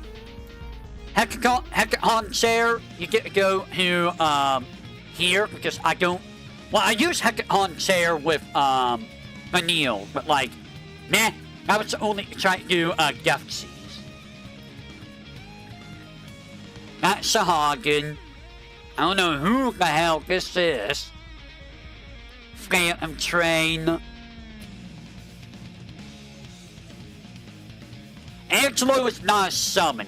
I don't know why Angelo is listed here. Angelo is not a summon.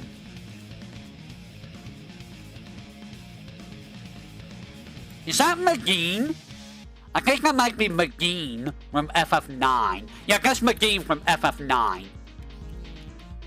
So Magine is actually a very powerful summon. If you want AoE holy damage, you're going to be using Magine. And honestly, Magine is a lot better than Arc. Arc is a very cool looking summon, but like, it takes like a million years to do its summon, and then it doesn't do as much damage as you'd like it to. You would think it would do like break damage limit or something, but no, it does like 8,000 damage maybe. Or how long of an animation it takes. It's just like, yep, I'm gonna be overly long for no real reason. What you gonna do about it? And it's like, oh, cool. Speaking of Arc, is Arc even here? Are you Arc?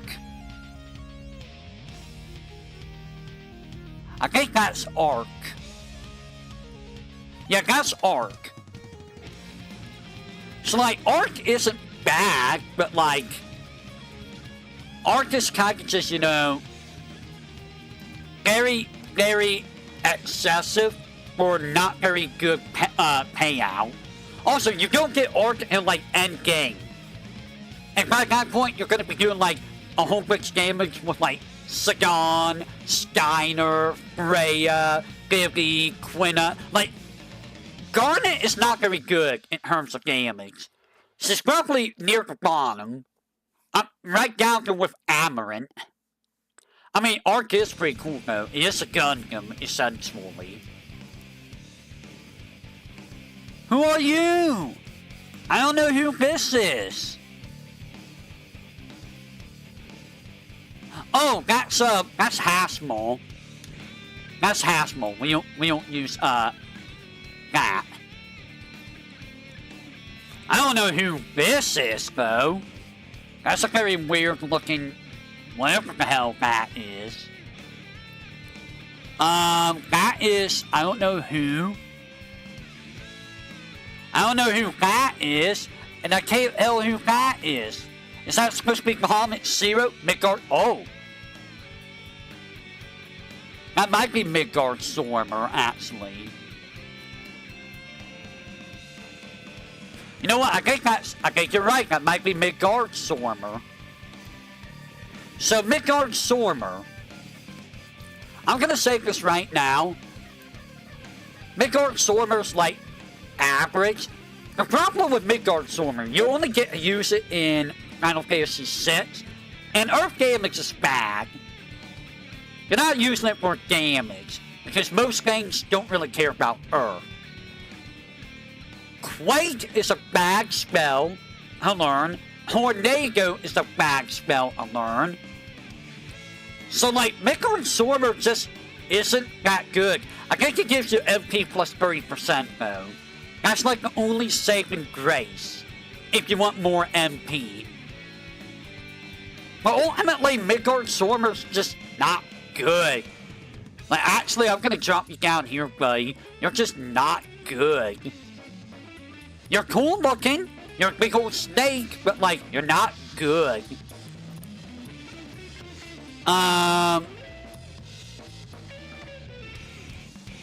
Who the hell is this guy?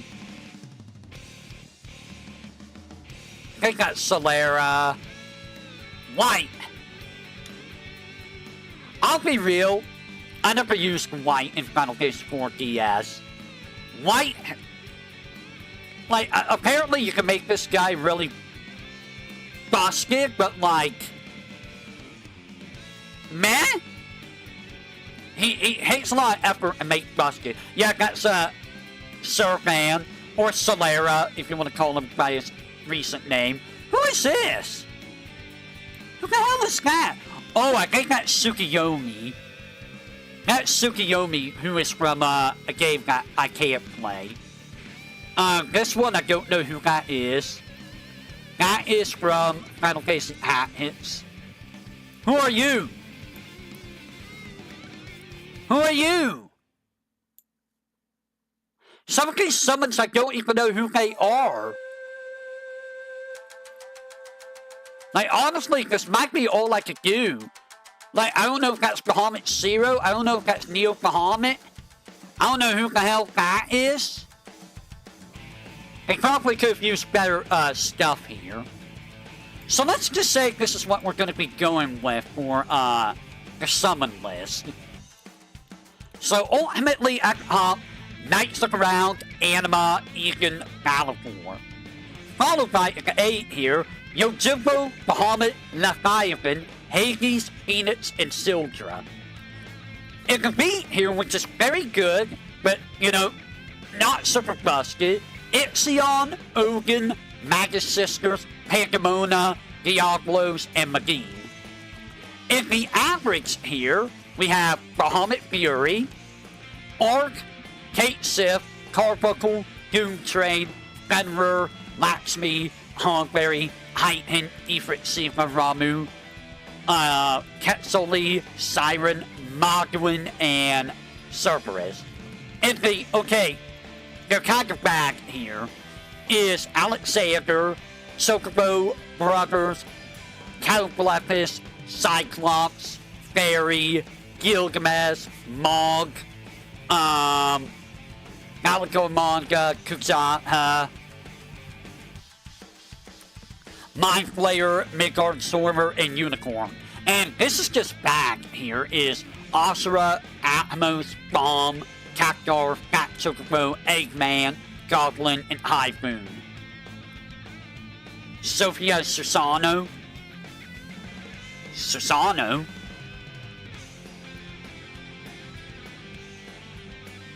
Yeah, they're in like Final Fantasy Dimensions. That's why you sometimes see them here. Sophia, who's also in Final Fantasy. I'm not gonna say where Sophia is from. Sophia is in another Final Fantasy game. You probably might already know, Megumi, where Sophia is from. If not, I'll leave it to you to figure out where Sophia is from. Same with Serpent. But yeah, that's all I can do because half these other guys I don't really know. So that is that list. Now give me a second and we will jump into another list. Let me go ahead and do this. Let me see what I'm gonna be doing. Let's go with this one.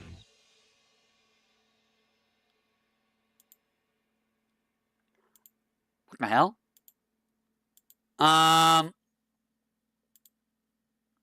Give me a second, make sure that this is okay. So, the next one we're going to be doing, let's take a look at the final bosses. Why is there 2 rows of them? Don't ask. So, let's start with...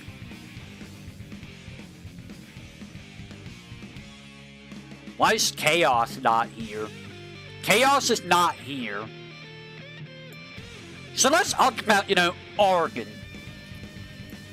Honestly, in terms of fighting Argon, Argon was a pretty interesting fight, if I recall. It's been many years, but, Argon was a pretty interesting fight. I will say, in terms of characters, though, of characterization, I liked Argon a lot. Argon was a very, very good character for Final Fantasy 15. And I kind of wish they did more with him. Because, he's one of those villains was okay, you know what? He's kind of fucked up. But it's understandable why he's the way he is. If you saw his DLC dives into why he's the way he is. And, bro, I'll be honest. I don't blame him for doing what he did. I don't blame him for becoming the villain.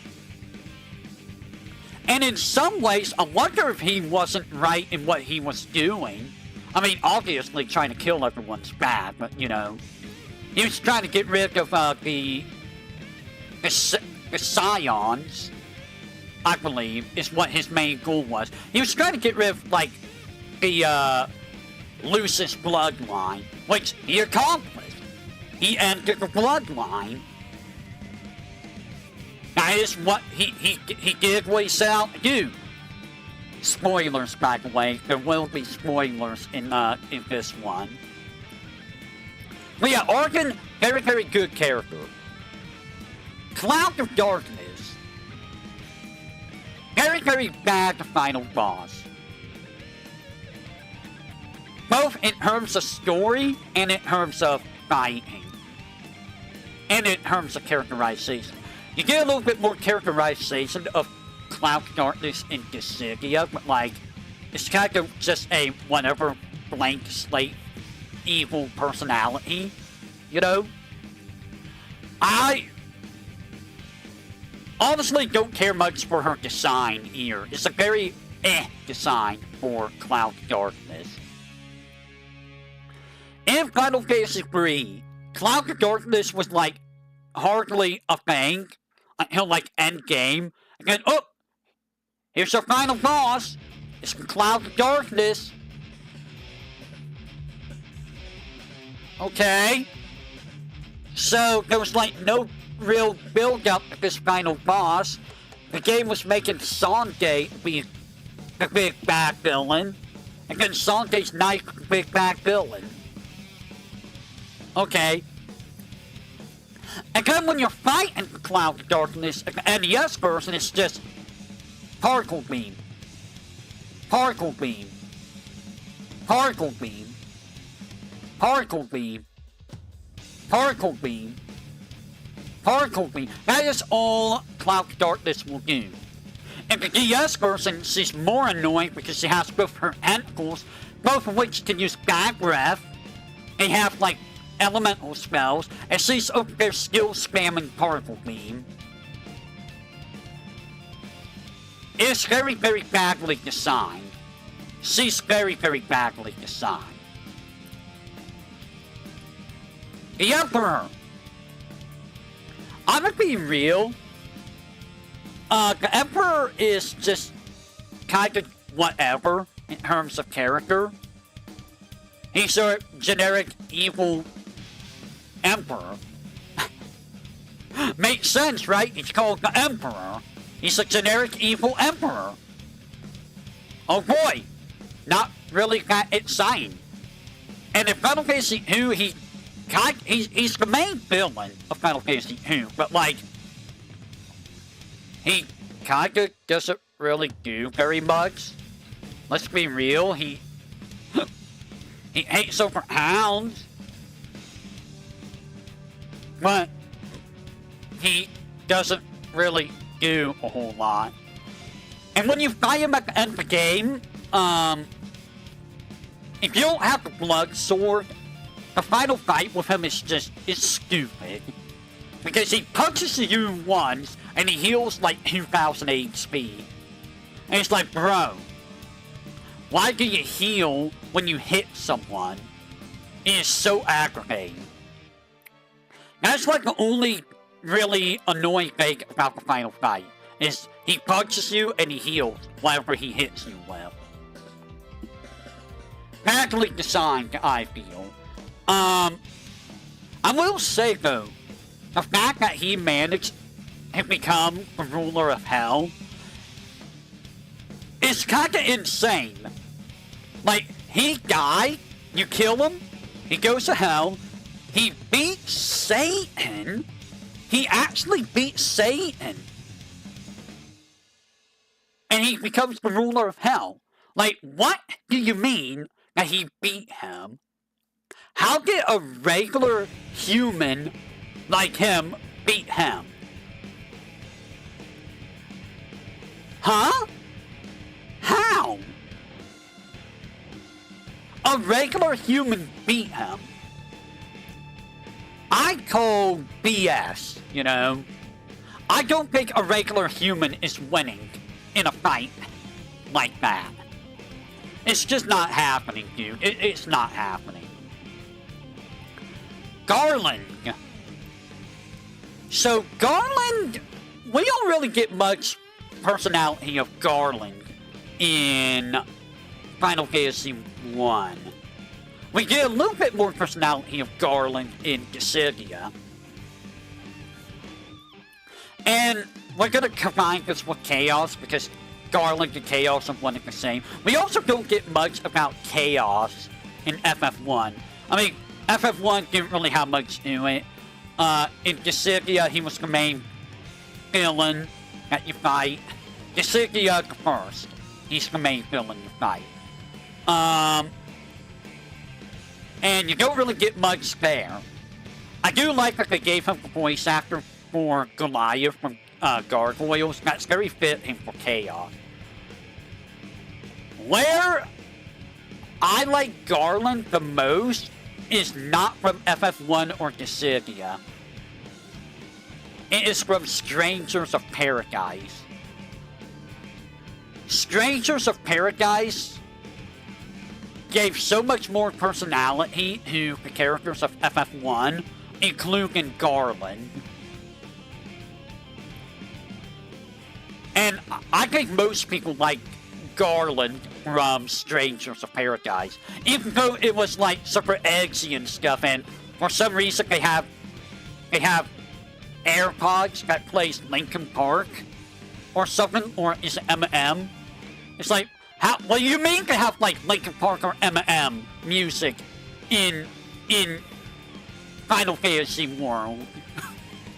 How is that even a thing? But yeah, Garland's pretty okay.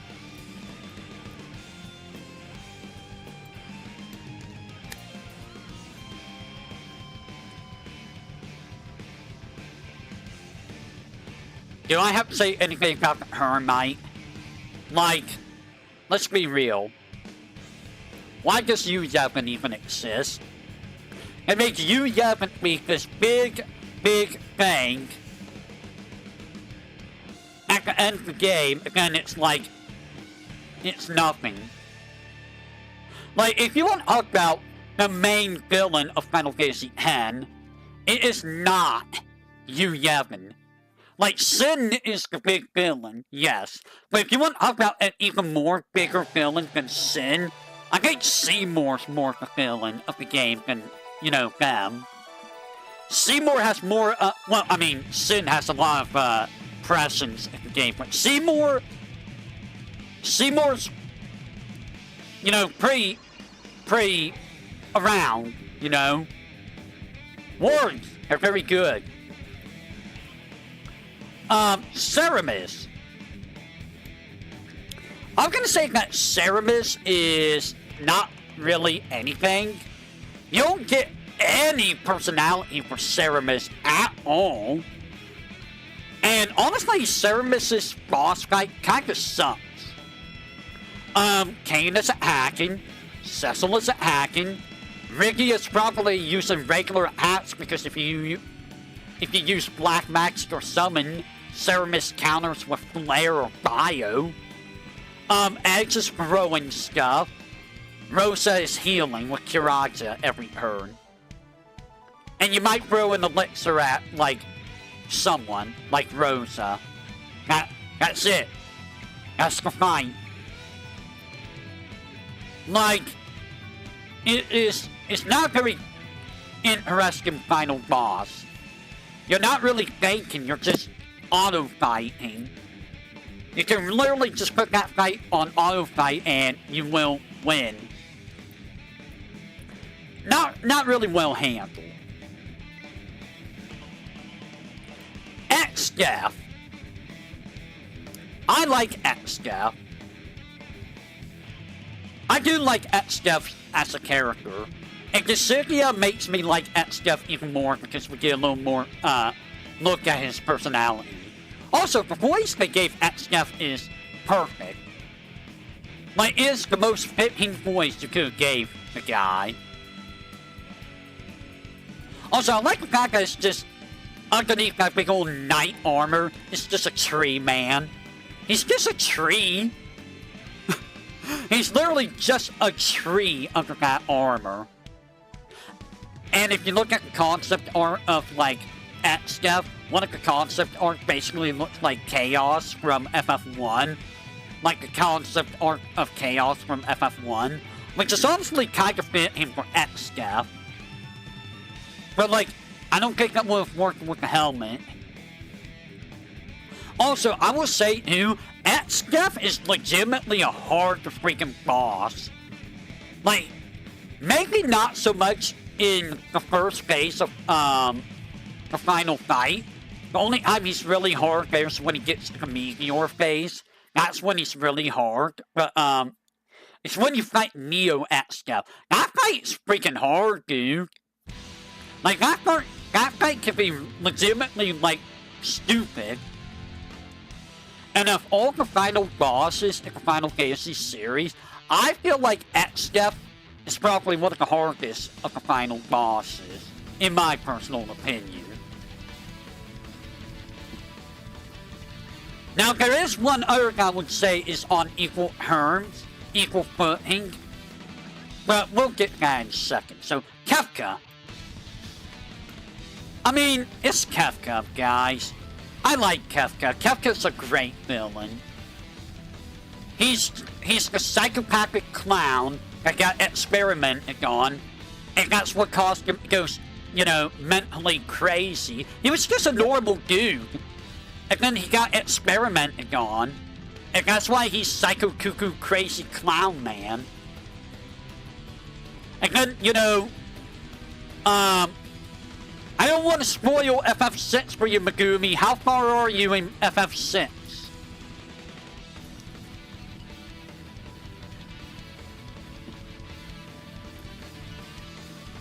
I do not want to spoil things on accident for you. Let's just say Kefka... Oh, you're in the World of Ruin, man. Okay, so let's just say that Kefka is one of the few villains that accomplished this goal. Like, Argon accomplished everything he wanted. Kefka accomplished destroying the world. And he accomplished becoming a god. He's the only one who managed to become a god at the end. No other Final Fantasy villain has managed to become a god. He ruled the world for an entire year. Nobody else has managed to do that. Like, everyone else's plans has been foiled, except for Argon and Kefka. And up in the 14th phase again. I mean, those are MMOs. MMOs do whatever they want, you know, hey. We'll talk about the MMOs. Why am I sad?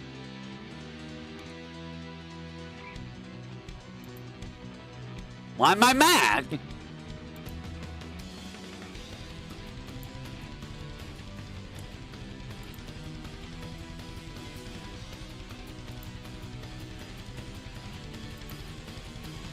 There we go. I was like, why am I sad and mad? I'm so mad. I'm so mad. I'm sad. But yeah, Kefka is a very good villain. They really made him a threat throughout the entire game. Who, like, he's present from start of the game, who pretty much the end of the game. Now I say start to end, but like after he destroys the world, he kind of just, you don't really see him until the end of the game. Like, you just don't see him at all. But still, he's there. He's looming about. He's scary. And I'm not going to spoil anything about it, but like, it is a very good final fight with Kefka. It's a very good final fight with him. Orphan. I'm gonna be real. I was not very sold on the bosses in Final Fantasy 13. And Orphan kinda sucks, because it's so easy to just lose. The game could just decide to go, you lose. Which it did me a few times. It's like, I couldn't do nothing about that. I can only get so much death resist. And if you don't have poison resist or cured poison, if he reduces your HP to 1, the poison just instantly kills you and you lose. Like, it's not a very good fight. It's annoying. It's badly designed. I don't like Orphan. Also, like, why are we fighting Orphan anyways? Well, I know why we're fighting Orphan. It's who, you know... Actually, why were we fighting Orphan? Like, what's the guy Voidex' plan was... Like, Voidex became Orphan. That's what it was. Like, we killed Voidex, and he became Orphan. And then, you know, we had to kill Orphan. Because we're stupid, and, you know, all that stuff. But yeah, it's not, it's a bad fight. And if you take too long to fight, I think like 15, 20 minutes, you get Doom put on you. So it's like, oh, cool. Now I have to finish this fight before Doom kills me. Thanks. Oh, Amicia. I'ma be real. Oh, Amicia is just not really anything. Like, she's around the Final Fantasy VIII. She does manipulate events through, a gay. But, like... Like, she doesn't really do much of anything, you know? She kind of just sits in her chair and does nothing. Again, like, half the game is you trying to figure out, how do we stop her? How do we get her? And it's like, okay. And then you get her, and then she's like a chump. Like, phase 1. You smack her a few times. It's over. Phase 2. Phase 2 is the scariest because Griefer sucks. Shockwave Pulsar is dumb to deal with from a boss. But yeah, like, most of the time that you're fighting Amicia, she's not a threat. The final phase, the biggest threat is dealing with Hell's Judgment. Which, that is scary, honestly, being reduced to 1 HP. She does have a really, really nice, boss theme. I'm gonna say that right now. Her final boss theme is very, very good. And the final boss design is really freaking creepy. Like, where are you even fighting her in the final fight? Are you fighting in, like, the void? I feel like you're fighting her in the void. Because, like, where else are you? Are you fighting in the rifts of space and time? Because you're no longer fighting at her castle. Her castle's gone. You're in the middle of darkness.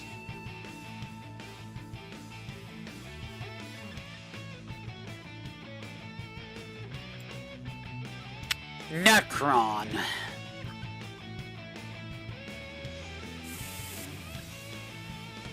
Oh, Necron.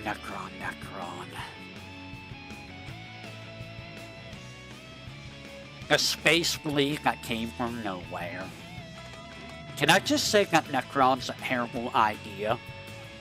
Like, the entire game builds up Kuja to be this big, bad final villain. And then you fight Kuja, you beat Kuja, and then this jobber comes out of nowhere.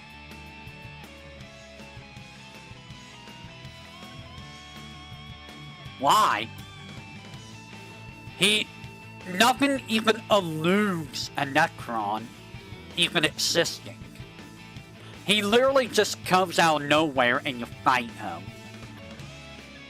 And remember, originally Necron wasn't even in the game. Originally the final boss was going to be Hades. Which I guess would have been more thematically appropriate.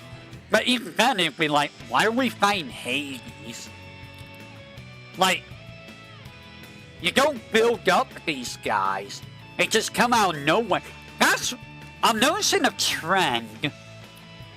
I'm noticing a trend with these bosses of the Final Fantasy series. There's no build-up to the big bad final boss half the time. Cloud of Darkness, no real build-up. Yugioh, no real build-up. Ceramus, no real build-up. Necron, no real build-up. That's like, what? 1, 2, 3, 4. That's like 4 bosses, final bosses that have no real build-up at all. That's not a very good sign. And also, can I just say, Necron's kind of bullshit. Like, he's very fast. He hates, like, who hurts you won sometimes. Grand Cross is bullshit. It's as bullshit as it was with X-Death, where it could just be like, oh, I instant death you. But it's even worse because, like, sure, you can block all the statuses, but it's like, you get zombie, you get instant death, you get berserk, you get mini. You cannot protect against any of those statuses. And I think, yeah, no, it's just those 4 statuses that you cannot protect against. The fact that you can't protect against instant death at all in FF9 is awful. Especially with how often instant death tends to happen. On top of that,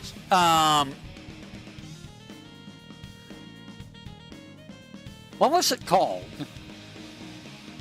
Neutron Ring. Neutron Ring does so much goddamn damage, dude. It does so much damage. And the worst part about Neutron Ring is you're probably getting hit by that while you're trying to recover from the statuses of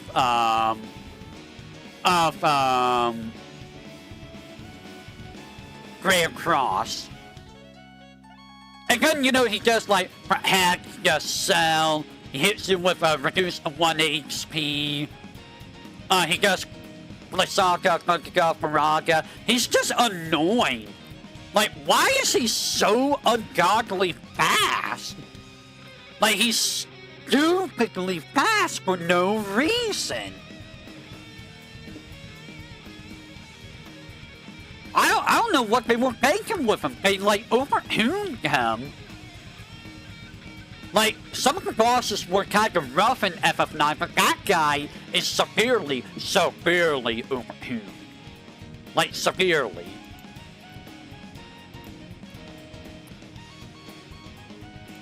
Dawn.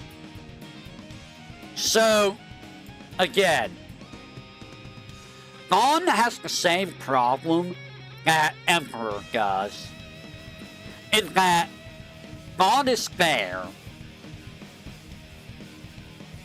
and that's it.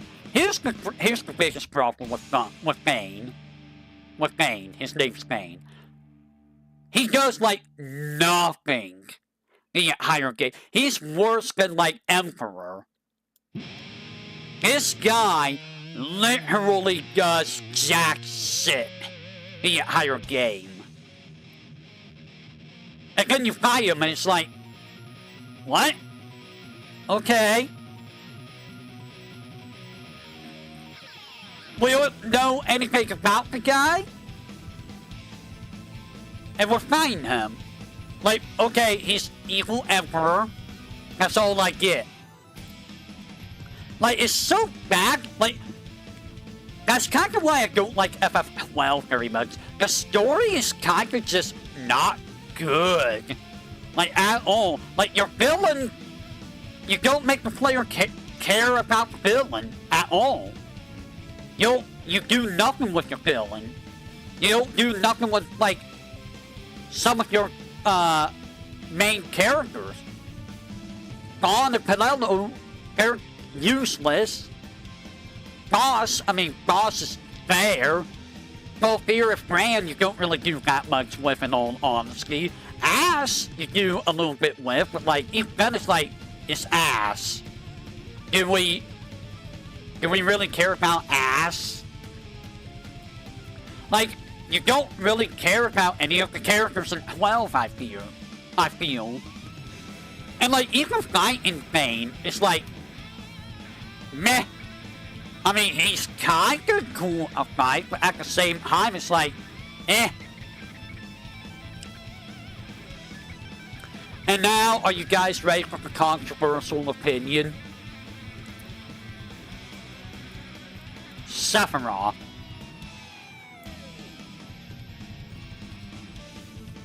Now, you might be wondering, but you like FF7, right? FF7's your most played game.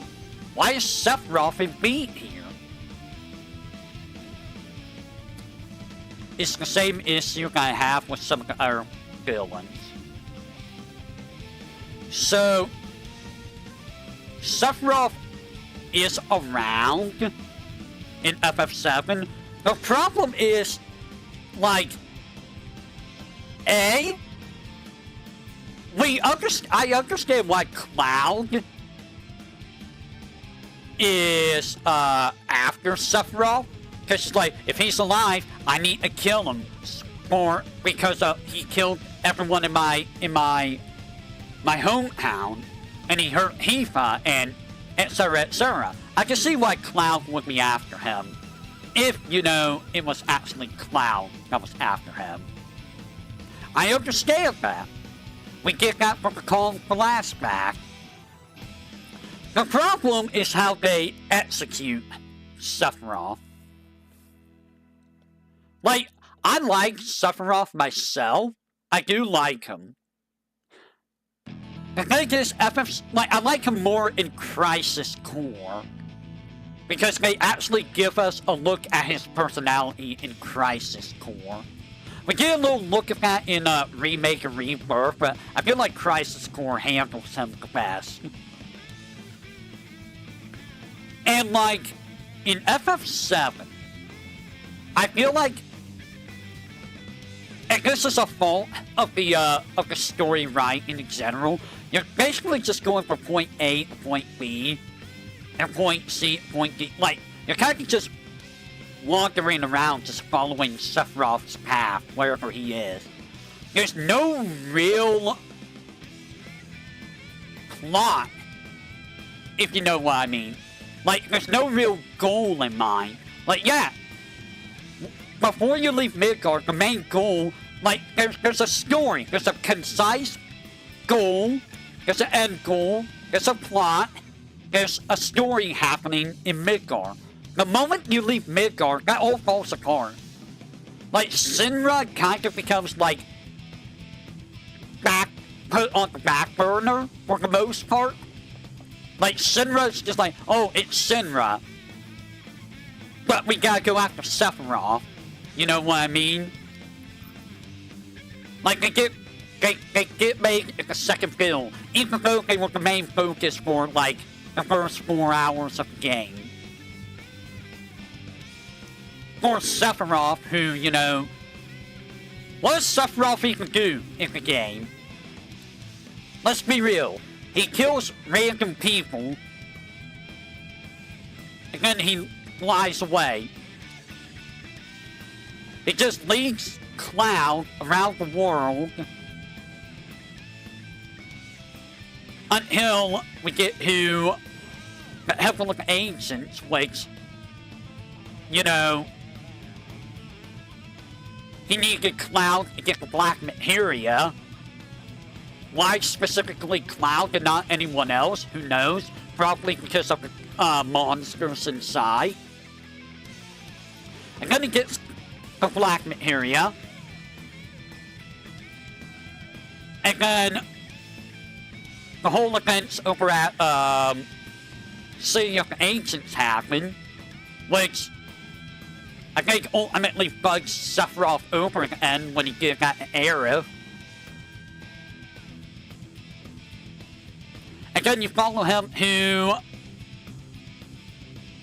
Yeah, he needs specifically Cloud. I mean, of all of the, spoilers, by the way, of all of the Sephiroth clones, who else was going to be strong enough to go for the Heaven of the Ancients to get the Black Materia? Let's be real.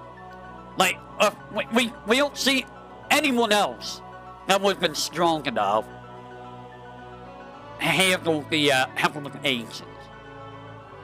And then we get to the North Continent, and like, we go to the Whirlwind Maze, we beat up Zenova and get the Black Materia, and then he gives up the Black Materia anyways. It's like, why did he not just give himself the Black? Why did he need Cloud to give him the Black Materia? Is there a reason Hertz might have been able to do? Maybe. Perhaps. Maybe. I don't know if they would have been able to deal with the Demon Wall, though Demon Wall is kind of scary. But maybe. I mean, they're no slouch. And there are a bunch of them, so maybe they could have done. But yeah, it's like, okay, we beat up Zenova, get the Black Materia, and then give Sephiroth the Black Materia anyways, which is like, okay, why didn't we get the Black Materia and then give it back to Sephiroth? Why didn't Sephiroth just give himself the Black Materia? Why did he need Cloud to give him the Black Materia? And then Sephiroth does, like, nothing until the end of the game, where you go fight him because he's blocking holy. It's like the only thing Sephiroth does is A, he drags Cloud around the world for no real reason. I don't know why he's dragging him around the world. And then he gets the Black Materia. He offs Aerith, which was his undoing. And then he summons Meteor. That's all he does. Like, when you really think about it, you don't even really get much personality from Sephiroth in OG FF7. He kind of feels like a blank slate. Like I said, Crisis Core gives you a lot more personality for Sephiroth. And it makes me, like, it made me like Sephiroth a lot more. Because you get to see how humanized he was before, you know, he went all cuckoo crazy.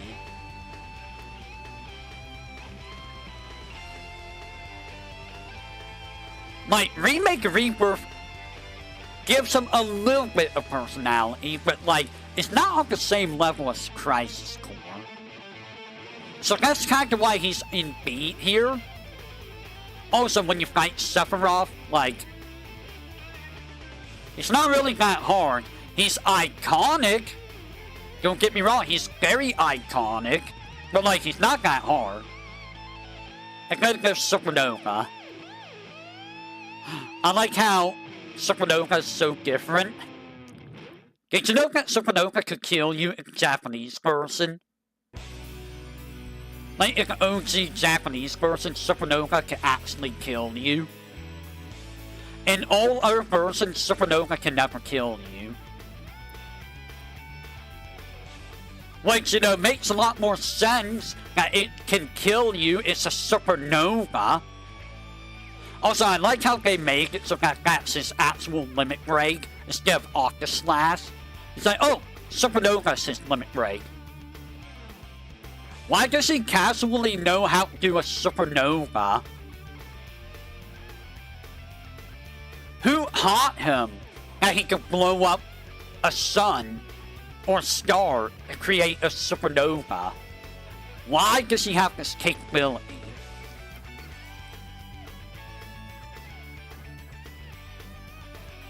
That's a little wild, not gonna lie. So that's my tier list. Argon and Kefka are my favorites. Steph is a little bit below them. Garland and Sephiroth are just, you know, average. Don't care much for Necron. Necron should be down here. Honestly, nobody's in C here. Actually, I'm gonna put Garland here. Garland's gonna fall down a little bit. Garland got knocked down. And then, look how many of these villains I don't care about. Because, you know, the games don't give you a reason to give a damn about them. They're all like, they're just there. They're there, they're poorly written, I never realized just how poorly written Final Fantasy's stories are. When you really think about it, Final Fantasy's stories are actually not very well written at all, are they? If this many games have this many villains that you just don't care about.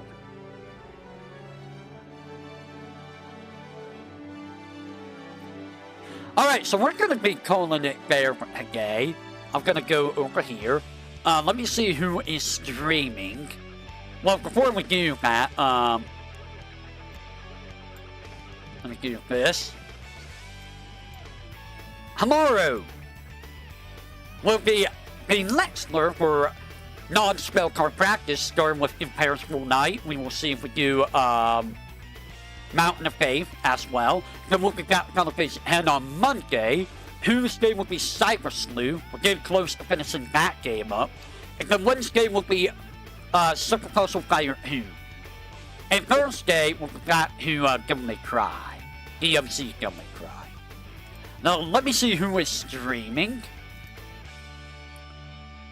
It looks like Maximilian Duke's, streaming Evo right now. Grape is doing Expedition 33. Cecilia's doing Unarchived Karaoke for her second anniversary. It looks like Supra's doing Mega Man Battle Network 3 at the moment to get some footage. Henya is doing Mecha Chameleon. I don't know who she's doing that with.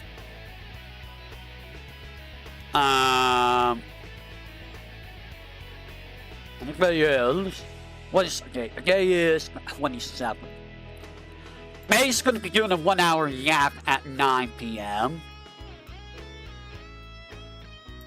Buamoko's going to be doing Hollow Earth at 7:20 a.m. It's probably the final one for that, because Hollow Earth is sundown.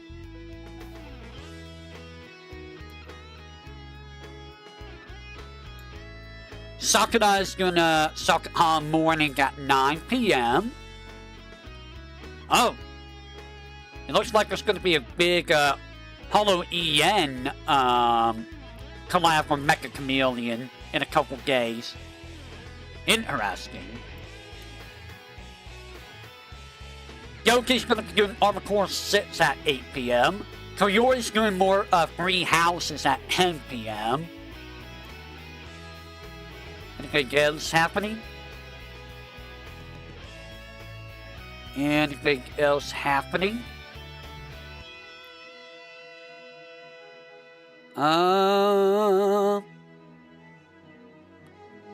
Scarl is probably doing something. I don't know what she's doing.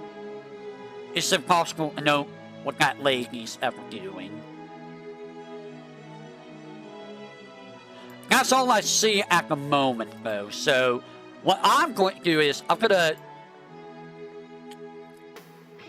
What about hat spilling Ultima? I mean, Ultima I would put in, like, D as well. Because the problem with Ultima is in the same boat in that she's very poorly written in. Like, you don't really know about her. She's talked about, but, like, you don't get to know anything about Ultima. Like, you fight her, and then that's it. You don't really get to know much about her. I do like her design. It's a very simple design, but I do like it. Alright, let me go ahead and set this up so that we raid into Grape.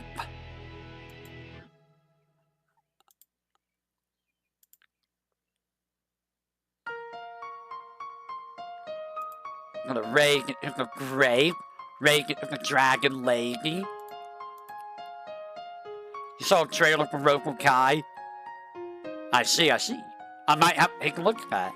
Anyways, we're gonna call it here for today, so I will say, until next time, everyone, whatever that may be, you all have a great rest of your morning, afternoon, evening, night. I only get steal crap from anyone else. What are you talking about? And I will catch you all on the flip side of the way. Take care, and have a great rest of your day and or night.